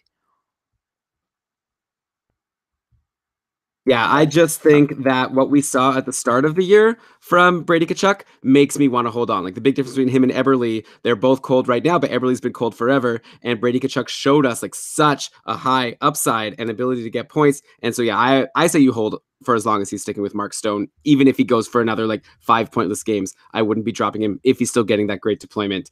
Brian, what are you going to do with Ryan Ellis? You have him in your Cupful Tier 1 Sweden division, but he only has 2 goals and 0 assists in his last 9 games, 14 points in 33 games on the season. That's only a 35-point pace. And if you recall, Ryan Ellis had a 60-point pace last season in some limited action. I think he only played like 50, 60 games. But yeah, Ryan Ellis has been a huge disappointment this season. Like, PK Subban's injured. You'd think if anything, his role would be increased, but no, like, he's not doing anything with it. So Brian, I'm curious to know, like, you have Ellis in the Cupful. Have you thought about letting him go, or to you, is he like a for sure, you hold him forever and you don't ever consider dropping him? He's someone I'm holding. Well, like, the reason I'm personally holding Ryan Ellis on my Cupful team is because he's in this frustrating place where he's one of the worst owned defensemen, but he's still like enough of a jump ahead of the best free agent defenseman that I can't just let him go. And the reason for that is that Ryan Ellis, even though he's had trouble scoring, he's still regularly picking up a couple blocks and shots and some hits here and there, making him somewhat relevant for my team. But in a points heavier league, it'd be harder to make the case to have held him all this time. One thing I will give Ryan Ellis, we always mention his name as one of the defensemen who bucks the trend for shooting percentage amongst blue liners. He always has one of the highest shooting percentages amongst defensemen in the NHL. And his shooting percentage this year is looking very pedestrian. It's enough to make the difference between him pacing for 35 points and him pacing for more than 40 points. He has just 1 goal on 43 even strength shots, which Ryan Ellis should do better on. He usually shoots about 10%, 9-10%. So he could have 3 or 4 goals if he was closer to his usual shooting percentages, although that includes power play shots too. So maybe like 2-3 goals. You see what I'm saying? So even if Ryan Ellis' shooting percentage was the same as usual, though, he still wouldn't be back on pace for 55 or 60 points as he was last season. And that's because his shot rates have dropped. He's not shooting quite as often, which was really helpful for someone who can consistently put up an above average shooting percentage for a defenseman. I'm still holding out hope that Ryan Ellis can do well. He's seen a little higher share of his team's power play time, maybe because PK Subban was out, but he's been playing a career high 25 minutes a game. Maybe because PK Subban was out, but he's been playing a career high 25 minutes a night on average. Definitely has some variance markers that can improve. I'm not giving up completely on Ryan Ellis, but certainly acknowledge he's been a tough own. He could still provide legit rosterable value, though, once he progresses back to the mean in those variance numbers. I think he still is capable of being a 45, 50-point player. It's been really annoying to wait, though. Wow. Yeah, that's a really high bar. Like, he'd have to improve quite a bit, but you're saying he could do it if those numbers go back to what you would expect. So that'll be something to watch. On Nashville, by the way, Kyle Turris returned on Thursday after missing a few weeks. He had an assist in his return versus Vancouver. Nothing yesterday versus New Jersey. No top power play time. Even with Forsberg and Arvidsson out, Kyle Turris can't get on that top power play. But still, his 17 points in 25 games make for a really decent 56-point pace. So yeah, I think Turris could be a decent, at least for next week. Maybe you want to grab him for an early early stream because Nashville plays Monday, Tuesday, Thursday, Saturday, and those first 3 games are against Ottawa, Chicago, and Philly. So I think you're going to want to stack up on some Nashville guys for those 3 games in 4 days against Ottawa, Chicago, and Philly. Those are 3 teams that you expect to let in a lot of goals. Another reason also, by the way, to hold Ryan Ellis. If you've held him this long, at least get these 3 games out of him. I think that Nashville's going to score some goals even with their injuries. So yeah, take a look, see who's available from there. If you could get Kyle Turris in there, I think he would be pretty good. You know who's been super quiet lately? Evander Kane. And he's a guy who we were high on, or at least I was kind of high on in the summer after he got to San Jose last year and he was doing well. And then at the start of this year, he was also doing well. But at this point, he just has 2 goals and 1 assist in his last 12 games. That's before today. The Sharks beat Chicago 7-3. That's a really good slump busting team, by the way. If you're playing against Chicago, that's a really good opportunity for you to break out of a slump. And I'm seeing Evander Kane, 1 goal and 1 assist. So maybe this whole segment is a little less relevant, though I would like to see what Evander Kane could do against tougher competition. He still takes shots, so that's good. But I'm curious, like, what you think about Evander Kane right now, especially in terms of like a points-only league. At this point, he's only on a 45-point pace on the season, or at least before going into today's game. Maybe it's closer to 50-point pace now. We had a question from Per Tornqvist on Twitter asking what to do with him. And yeah, he's not on the top power play, right? So it just doesn't seem like Evander Kane really is going to have a huge opportunity to give you a lot more than, say, a 50-point pace. I am concerned about how quiet Evander Kane has been. His shooting percentage has regressed back to where it was in his later Winnipeg days when he was a reliable shot taker, but not a reliable scorer. Really just take it like high volume shots, but clearly not of quality enough to get enough goals to really make a dent in anybody's fantasy goals categories. The thing about Evander Kane also is that his even strength line mates have been inconsistent. He's usually had Joonas Donskoi with him, but the other one is rotating between Joe Pavelski or Antti Suomela. So, I mean, obviously there's a big difference between who you'd rather him play with between those 2 guys. His power play deployment is also not so great. So I am certainly cool to him at the moment. It's great he had a good game today. I'm pretty sure, I don't know when his goals came, and not that it matters, but it was against Chicago, and Cam Ward did play half the game. And by the way, breaking news that Corey Crawford is confirmed to have a concussion, which is just like disastrous and awful and sad, and all the best to him in his recovery. But going back to Evander Kane, concerning. Like, I don't know what the actionable item is here, right? Like, if you own him, you probably keep him, but you might need to try and compensate if you're expecting him to be like a 60-point guy. It's looking like it's going to be a tough hill to climb for him to get there.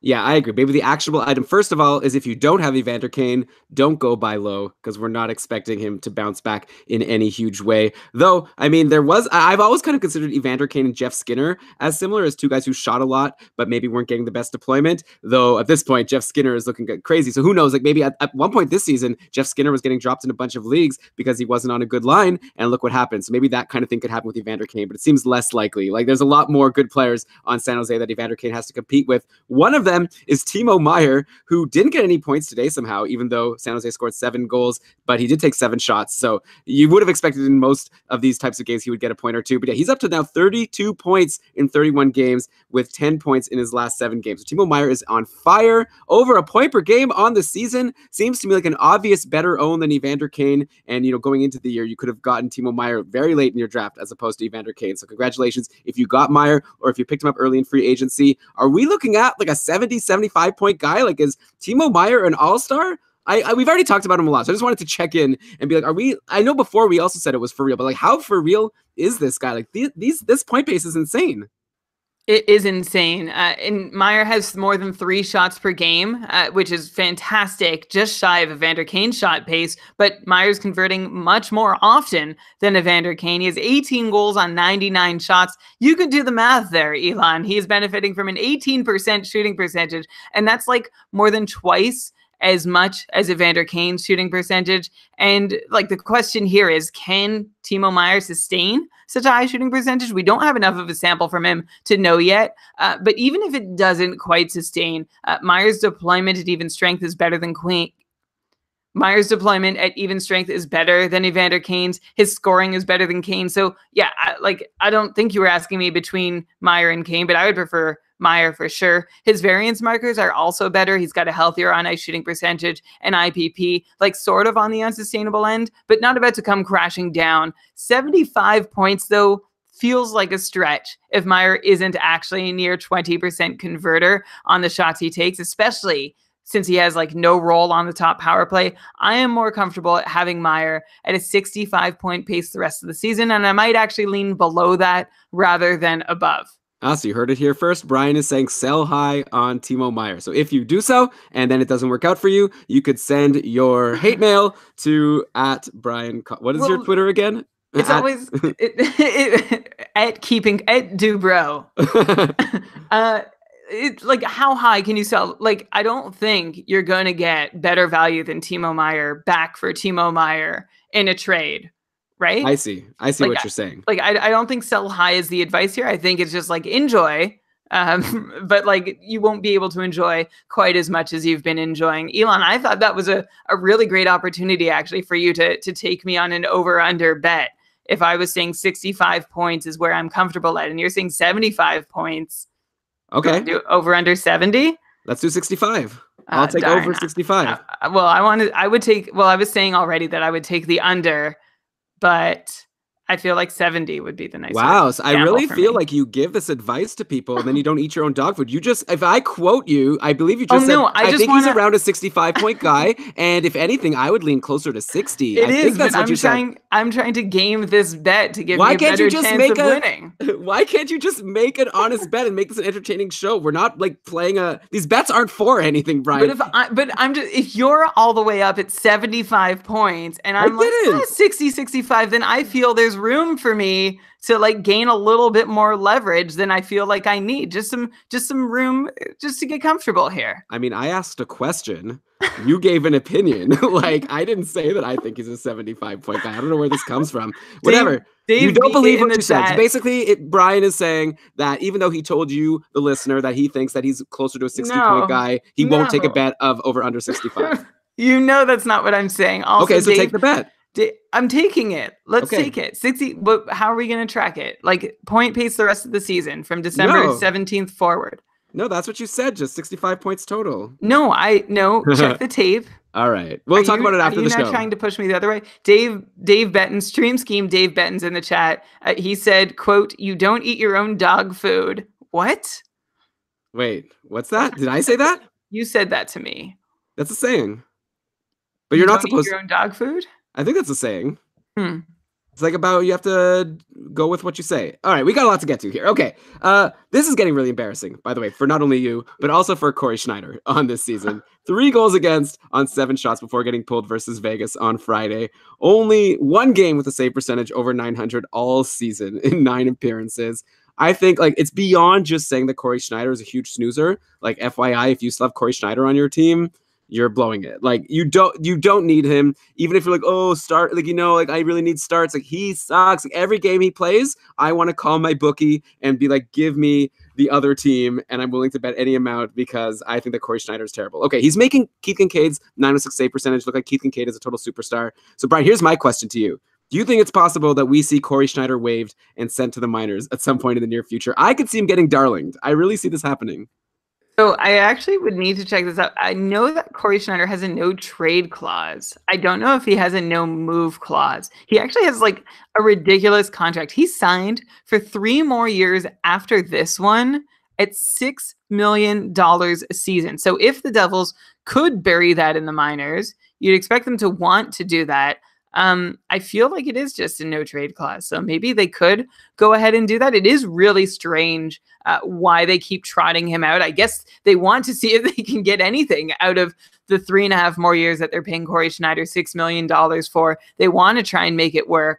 I really don't know that it will. And Elon, Keith Kincaid at 906 for a save percentage, it sounds bad, but it's actually still better than a league average goalie would have performed given the quality and quantity of the shots that he's faced. So good job, Keith Kincaid, for weathering a storm.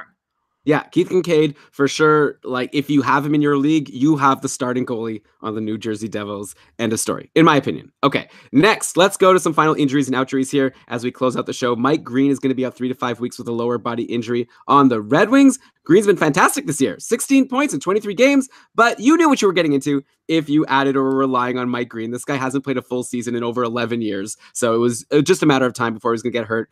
3 to 5 weeks. It's not 3 to 5 months, right? So maybe he'll come back and help you again at some point. In the meantime, time to jump on Dennis Cholowski with Green out, I assume, right? He's the guy taking the job on the top power play with Larkin and Nyquist and Vanek and Nielsen. And remember, Mantha's out, so that's why he's not there. Cholowski hasn't been doing anything lately. He only has 1 goal and no assists in his last 10 games. But like I said, he's QBing the top power play, and I feel like there's going to be some points coming. So I think you should be the first one to go grab Cholowski before someone else does. You should. Cholowski had 2 goals and 4 assists for 6 points and 19 shots in the 8 games to start the year before Mike Green made his season debut. Since that moment, Cholowski has played 24 games, so 4 times as many games, but has just 1 more point than he had in that first 8 games and only 9 more shots in 24 games than he did in his first 8. So like there's a clear cause and effect here, right? Or at least it looks like there is. When Green's out of the lineup, Cholowski does well. When Green's in the lineup, Cholowski struggles to be relevant. So I am into Cholo right now. It's not an awful top power play unit in Detroit. And if you need a power play quarterback, Cholowski now becomes one of the few options available for you that's likely to actually be out there. Yeah, and Brian, actually, I'm going to jump ahead a little bit in our plan here because you were talking about Cholowski as someone when Green's there, he doesn't play well. When Green's not there, he does play well. That reminds me a lot of what we were saying about Jeff Petrie last year on the Habs. It was like when Weber's there, Petrie's not worth owning. When Weber's not there, Petrie's a superstar. And I'm really sorry to everyone who dropped Jeff Petrie because Cam and I said a couple episodes ago when Shea Weber came back, I said, okay, time to, I guess, let go of Jeff Petrie because it's going to get back to what it was before. But no, Jeff Petrie's on fire on the Habs, even with Shea Weber back in the fold. Petrie has 7 points in his last 5 games. He's as hot as ever. Is he now like the new Ryan Ellis who doesn't need top power play time to succeed? Though actually, I think I did see that at some point they were going with 2 defensemen on the top power play, but generally it's been only Weber. Like, I feel like maybe new Ellis, like Ryan Ellis might be the new Jeff Petrie. Bear with me here because he's now not doing anything. Maybe did Petrie and Ellis do like a Freaky Friday? What's going on here with Jeff Petrie? Well, he does have some favorable variance markers. He has a high on ice shooting percentage, so 2 or 3% above higher than it should be. His personal shooting percentage is twice what it generally has been over the course of his career. So he's definitely benefiting from some variance, but you still have to give him credit for continuing to keep pulling off production, even with Shea Weber in the lineup. So hopefully nobody was too overzealous in dropping Jeff Petrie when Weber came back, that they held on. Is like, okay, as long as he keeps producing, he can stay on my lineup. If you decided to take that tack, well, he's probably still in your lineup. Good job.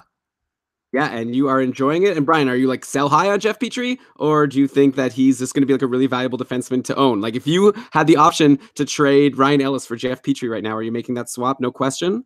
I don't think so. Like it's close, but I don't think I would do that. You'd rather Ellis. Yeah. Oh, wow. But like, you know me, I'm a bit of a chump. Are you? Well, like, you know, I will stick with the wrong guy for too long and miss out on the right guy. Like that happens to me. That's my fantasy Achilles heel. But I feel like 25 games from now, I would much rather Ryan Ellis. Interesting. And you know what, Brian, don't call it your fantasy Achilles heel. It's like that's your strategy and it works for you because sometimes you're right and the player does end up being good. Like you held on to Mike Smith when everyone was dropping in the cupful, and then he went on this amazing run recently and you looked like a genius. Now he's injured, hopefully, and like Riddick is doing well, so now you're probably regretting it again, or who knows? Well, you have him in your IR, so it's not that big a deal. But yeah, like you know, don't sell yourself short. It's a strategy that's worked for you. You're in tier 1. You're the ultimate. You won tier 1 of the couple last year. So yeah, it's just like when I am wrong, though, this is usually why. Yeah. But hey, It's hard. You have to kind of pick a strategy. Are you going to be the type of person that makes moves very reaction? I know you probably think I'm like the opposite, right? Because I didn't accept JVR for Chiasson. No, I get it in the context. Like it was, I could not even wrap my head around it when you first mentioned it. But then with the context, I get it. Yeah, even without though, I think I might actually suggest preferring Chiasson to JVR, like without that context, like just because of the upside. But that's the big difference between us. You want to go for the guy who's has the proven track record, and maybe I'm a little bit more likely to roll the dice on someone who could have huge upside. And sometimes I get burned, sometimes you get burned, but in the end, we both usually win our leagues because we're brilliant geniuses, and that's why we're hosting this podcast, and that's why you're listening to it, hopefully. And by the way, you should have listened to me and Pete Jensen last week because we talked about Andrew Shaw being on this amazing hot streak, and he's just completely kept it up. So if you didn't grab him and someone else did, then you're kind of like the person who didn't grab Kevin Hayes. So there you go. Andrew Shaw, fantastic. He's killing it on line one with Drouin and Domi. 7 points in his last 7 games. It's a 7-game point streak. He's got a point in each of the last 7 games. 57-point pace on the season now for Andrew Shaw. Do you think he could keep this up? 57-point pace isn't too crazy, right? And if he's on the top line with Jonathan Drouin, who's really proving himself to be the star player that the Habs were hoping they got when they traded Sergachev for him, and Max Domi, we've talked about already a lot about how he's having this very impressive season. I'm really liking Andrew Shaw right now. Me too, which is a hard thing to say because he's done, well, like I've never really liked him much as a player, but he is benefiting from some friendly variance. Even so, he still looks poised to beat his career high 39 points, playing on the top line with 2 guys, Drouin and Domi, who are rolling themselves. Shaw has not come even really close to his career high of 39 points that he set as a 22-year-old back when he was with Chicago in 2013-14. So 5 years later, it looks like he is finally on track to top that mark. Way to go, Andrew Shaw. Yeah, and like these lines have stuck. Montreal's been one of the rare teams that's just really stuck with their lines all season long. So there's not really a reason to expect anything to change anytime soon. Like they're doing just fine with what they're doing. By the way, there's a bunch of other injuries and outuries, which I'll just rhyme through. I'm not even going to ask you about them, just so people know and are up to date. Matt Dumba's apparently injured. Taylor Hall, Furlan, they're all hurt, but we don't know like how long they're going to be out. Could all be back soon. Could be gone for a while. I don't know. Jaden Schwartz, by the way, back for the Blues. The Blues are terrible. They got destroyed by Calgary today. But let's go to some more hot streaks here, because that's what we all like to end the show and be happy. And I'd love to ask you, Brian, which forward would you rather have on the Ducks right now, aside from Getzlaf and Raquel, who's injured? Because there's a lot of guys doing stuff that are looking very interesting. So we've got Andre Kasha, now up to 14 points in 16 games. He's been playing on the top line with Getzlaf and Aberg recently.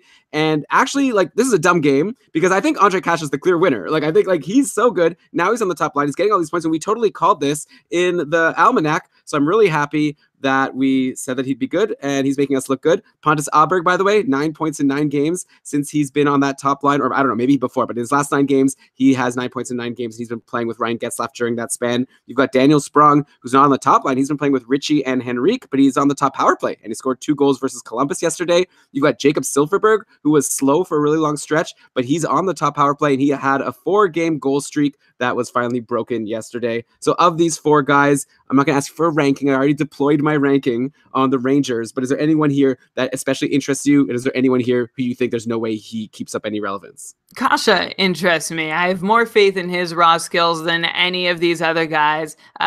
Between Kasha and Aberg, like both have high shooting percentages, but Aberg's is higher, so it has more to fall. It's higher, so it has more to fall. Or at least that's generally how things work. Both have, like, no one here really stands out for power play deployment. I mean, you mentioned Silfverberg and Sprong are there, but at 5-on-5, they're not really playing with great players. So it's kind of a wash. Yeah. And Silfverberg's recent run, 4 goals on 11 shots. So like, that's not sustainable. I don't know. None of these guys other than Kasha really strike me as somebody I want to have on my roster and stick with them through a couple scoreless games. Right. So you're saying Kasha, add if you can, because he might be the type of guy you hold all season. And then Aberg, Sprong, Silfverberg, all potentially really good streams for you. Yeah. Don't forget, Anaheim's one of these teams that plays on a lot of off days. So you're going to maybe get a lot of value out of these Anaheim guys. So check your free agency, see if you can get one of them. They're all in good spots right now. Miro Heiskanen, Brian, really starting to emerge as a star. He's got 7 points in his last 8 games for the Dallas Stars. That was a pun that I guess everyone makes. So it's not even, I'm not even going to say pun not intended, because I already put too much credence into this whole thing I just said. But Miro Heiskanen, so good. No points yesterday, but 6 shots on goal. Brian, I could have had him in the couple. He was dropped, and I let someone outbid me. I feel like he was dropped and then added, then dropped again. And then I just sort of like, I guess he's like not on the top power play, so I don't need him. But like, this guy seems like a real stud. He's only getting better. Like, at least I'm not the guy who dropped him, but I still feel kind of bad that I didn't add him. I don't know. You could tell me that I'm wrong about Heiskanen. I know Klingberg's coming back soon, but at the same time, like, Heiskanen hasn't been getting top power play time. He's just really great at even strength. He's getting big minutes. He's taking advantage. Yeah, he is. The thing is that Klingberg could be back before Christmas. That's the latest word on him. So keep that in mind if you're making a play for Heiskanen, but enjoy him for the next couple of weeks because he has really rounded into form. We were concerned. Remember when he first took over the top power play job? And then I think he was bounced from it. Like this is post Klingberg injury. Like it was a bit of a roller coaster ride at the start, but he seems to have settled in nicely now, showing why he is the heir apparent to a top power play job whenever Klingberg moves on or fades away or whatever. Heiskanen looking legit, and thank goodness, because we were really excited about him, and it's really nice to see these guys actually show that they can reach their potential. Yeah, sorry, I said Heiskanen, but it's Heiskanen. That's correct. Also, Rasmus Dahlin on Buffalo is doing really well now. So these rookie defensemen, it's rare. Like it used to be the thing that like a rookie defenseman takes a long time to come into form and be able to have an impact in the NHL. But Dahlin and Heiskanen both stepping right in, doing great. Here's a guy that might be available in your leagues that you might want to jump on. Nino Niederreiter. He's on a nice run, 5 points in his last 4 games, playing on a line with Parise and Coyle. That might change. Mikko Koivu's been injured and he might be back next week, so the lines might get shifted around. But if Nino Niederreiter sticks in the top 6, I think now may be the time to finally pounce on him because he's on a run, and I know he's been slow forever and he gets hot and cold, but I like this hot streak, and I'm curious to know if you think he could keep it up to some extent. So he does have Niederreiter. So Niederreiter does have 4 goals on his last 10 shots, but that's just like my job, right? To say something to balance out. Like you say, this guy's really hot. And then I say, well, this is why it's kind of not going to last. I think it's a good look. Like you're mentioning that maybe he's in a good spot. Maybe he can stick in the top 6. So yeah, maybe it is time to pounce on Nino Niederreiter, add him to your roster and see if he can stick there even once Koivu comes back. Okay, and how about we end the show still on Minnesota? Huge credit needs to be given to Ryan Suter. At the age of 33, is putting up his best numbers ever. He's got 26 points in 32 games. That is a 60-something, I think 62-point pace, 67-point pace. So this guy is completely on fire. Is there any chance he could keep this up? Or is this a clear sell high? Or is it just kind of like, let's stop nitpicking because like, way to go, Ryan Suter, totally not pulling a Jeff Carter. He's closer to an Ovechkin than a Jeff Carter at this point as a 33-year-old. So I'm going to say it's actually a sell high. Sorry. So I'm going to take like the sad side of that and say, yeah, I think it is time to sell high on Ryan Suter. If I was looking at his numbers blind, I'd be saying he should actually be having a worse year than usual rather than be on his way to a career high. But thanks to great variance in his even strength IPP and his power play IPP and having scored twice on 15 power play shots, that's helped Ryan Suter get up to this 67-point pace. And also the reason why he's not going to be able to hang on. So he's a great candidate to sell high for value if you're able to. Yeah, I mean, at the same time, don't get fleeced on your deal for Ryan Suter because he's still getting big minutes, great deployment, and this Minnesota team has been scoring some goals lately, as we've talked about in previous episodes with Zach Parise and Eric Stahl, and all these 30-plus-year-olds doing great, and of course, Mikael Granlund. Okay, Brian, I think that is it for this week's show. We've ran through so many players. This has been a lot of fun. I love having you back.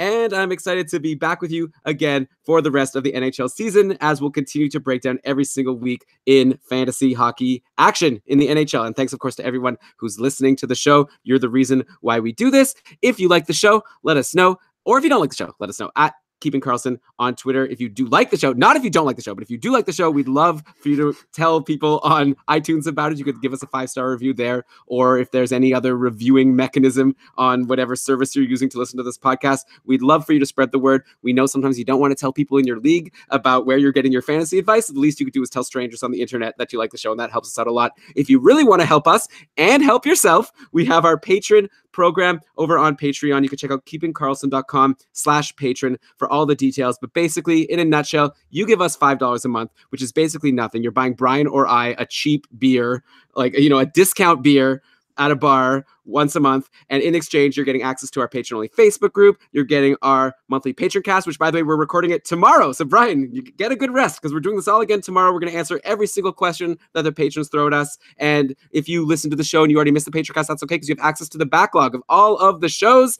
There's a bunch of other perks. Also, you can check it all out, keepingkarlsson.com/patron. But with that, Brian, we are finally done. So let's cue the outro music. And for the first time in a while, I don't have to stumble through this part forgetting what I'm supposed to say because you could just go ahead and read us the credits.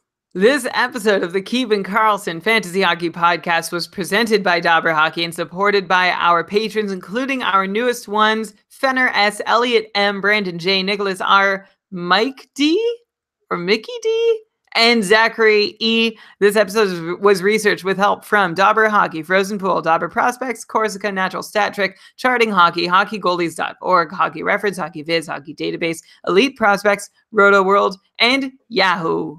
Yahoo, Brian. This was so fun. Thanks again, and I'm looking forward to talking to you and doing this all again next week. Until then, I am too, by the way. Until then, keep on keeping Karlsson. Who got more points today, by the way? Karlsson. I think it was Pete Jensen who said he predicts point per game pace for the rest of the way. I could see it. Maybe closer to 70 point pace, but I think he could even hit point per game. I love Erik Karlsson. Okay, bye, everyone. Bye. Woo! We did it. We're Good done the job. show. Oh, man. Lots of edit points. That's okay. It'll be fun. Like, it didn't feel... I mean... I guess some of it was, like, technical issues, of course. Cool. So, cool. I guess I'll get to work. You'll do the write-up, which I very much appreciate. I hated doing that while you were gone. Yeah, Anything I'll do the write-up. Cool. We're still live, by the way. I don't know. Yeah, I realized. You seem to be very... You're dying out here a little bit. I've spent my energy stores, and now I was just looking at if I wanted to make any cupful moves. Well, why don't you share with us what's... Oh, no, okay, we can stop. We can get off the air here. I'm in a very close matchup. Going into this final game of the night, Edmonton versus Vancouver, I was up by 8 points in my matchup going into that game. I have Koskinen, and my opponent has Goldobin. So I basically just need Goldobin to not score like a couple goals on Koskinen, because that would be trouble. But assuming that Koskinen has an average game, and so does Goldobin, I think I've got it. Sorry, Matthew. But okay. Bye, everyone. And Brian, I look forward to the write-up, and we'll talk tomorrow for the Patreon cast. Thank you very much, chatters. See you later. Bye.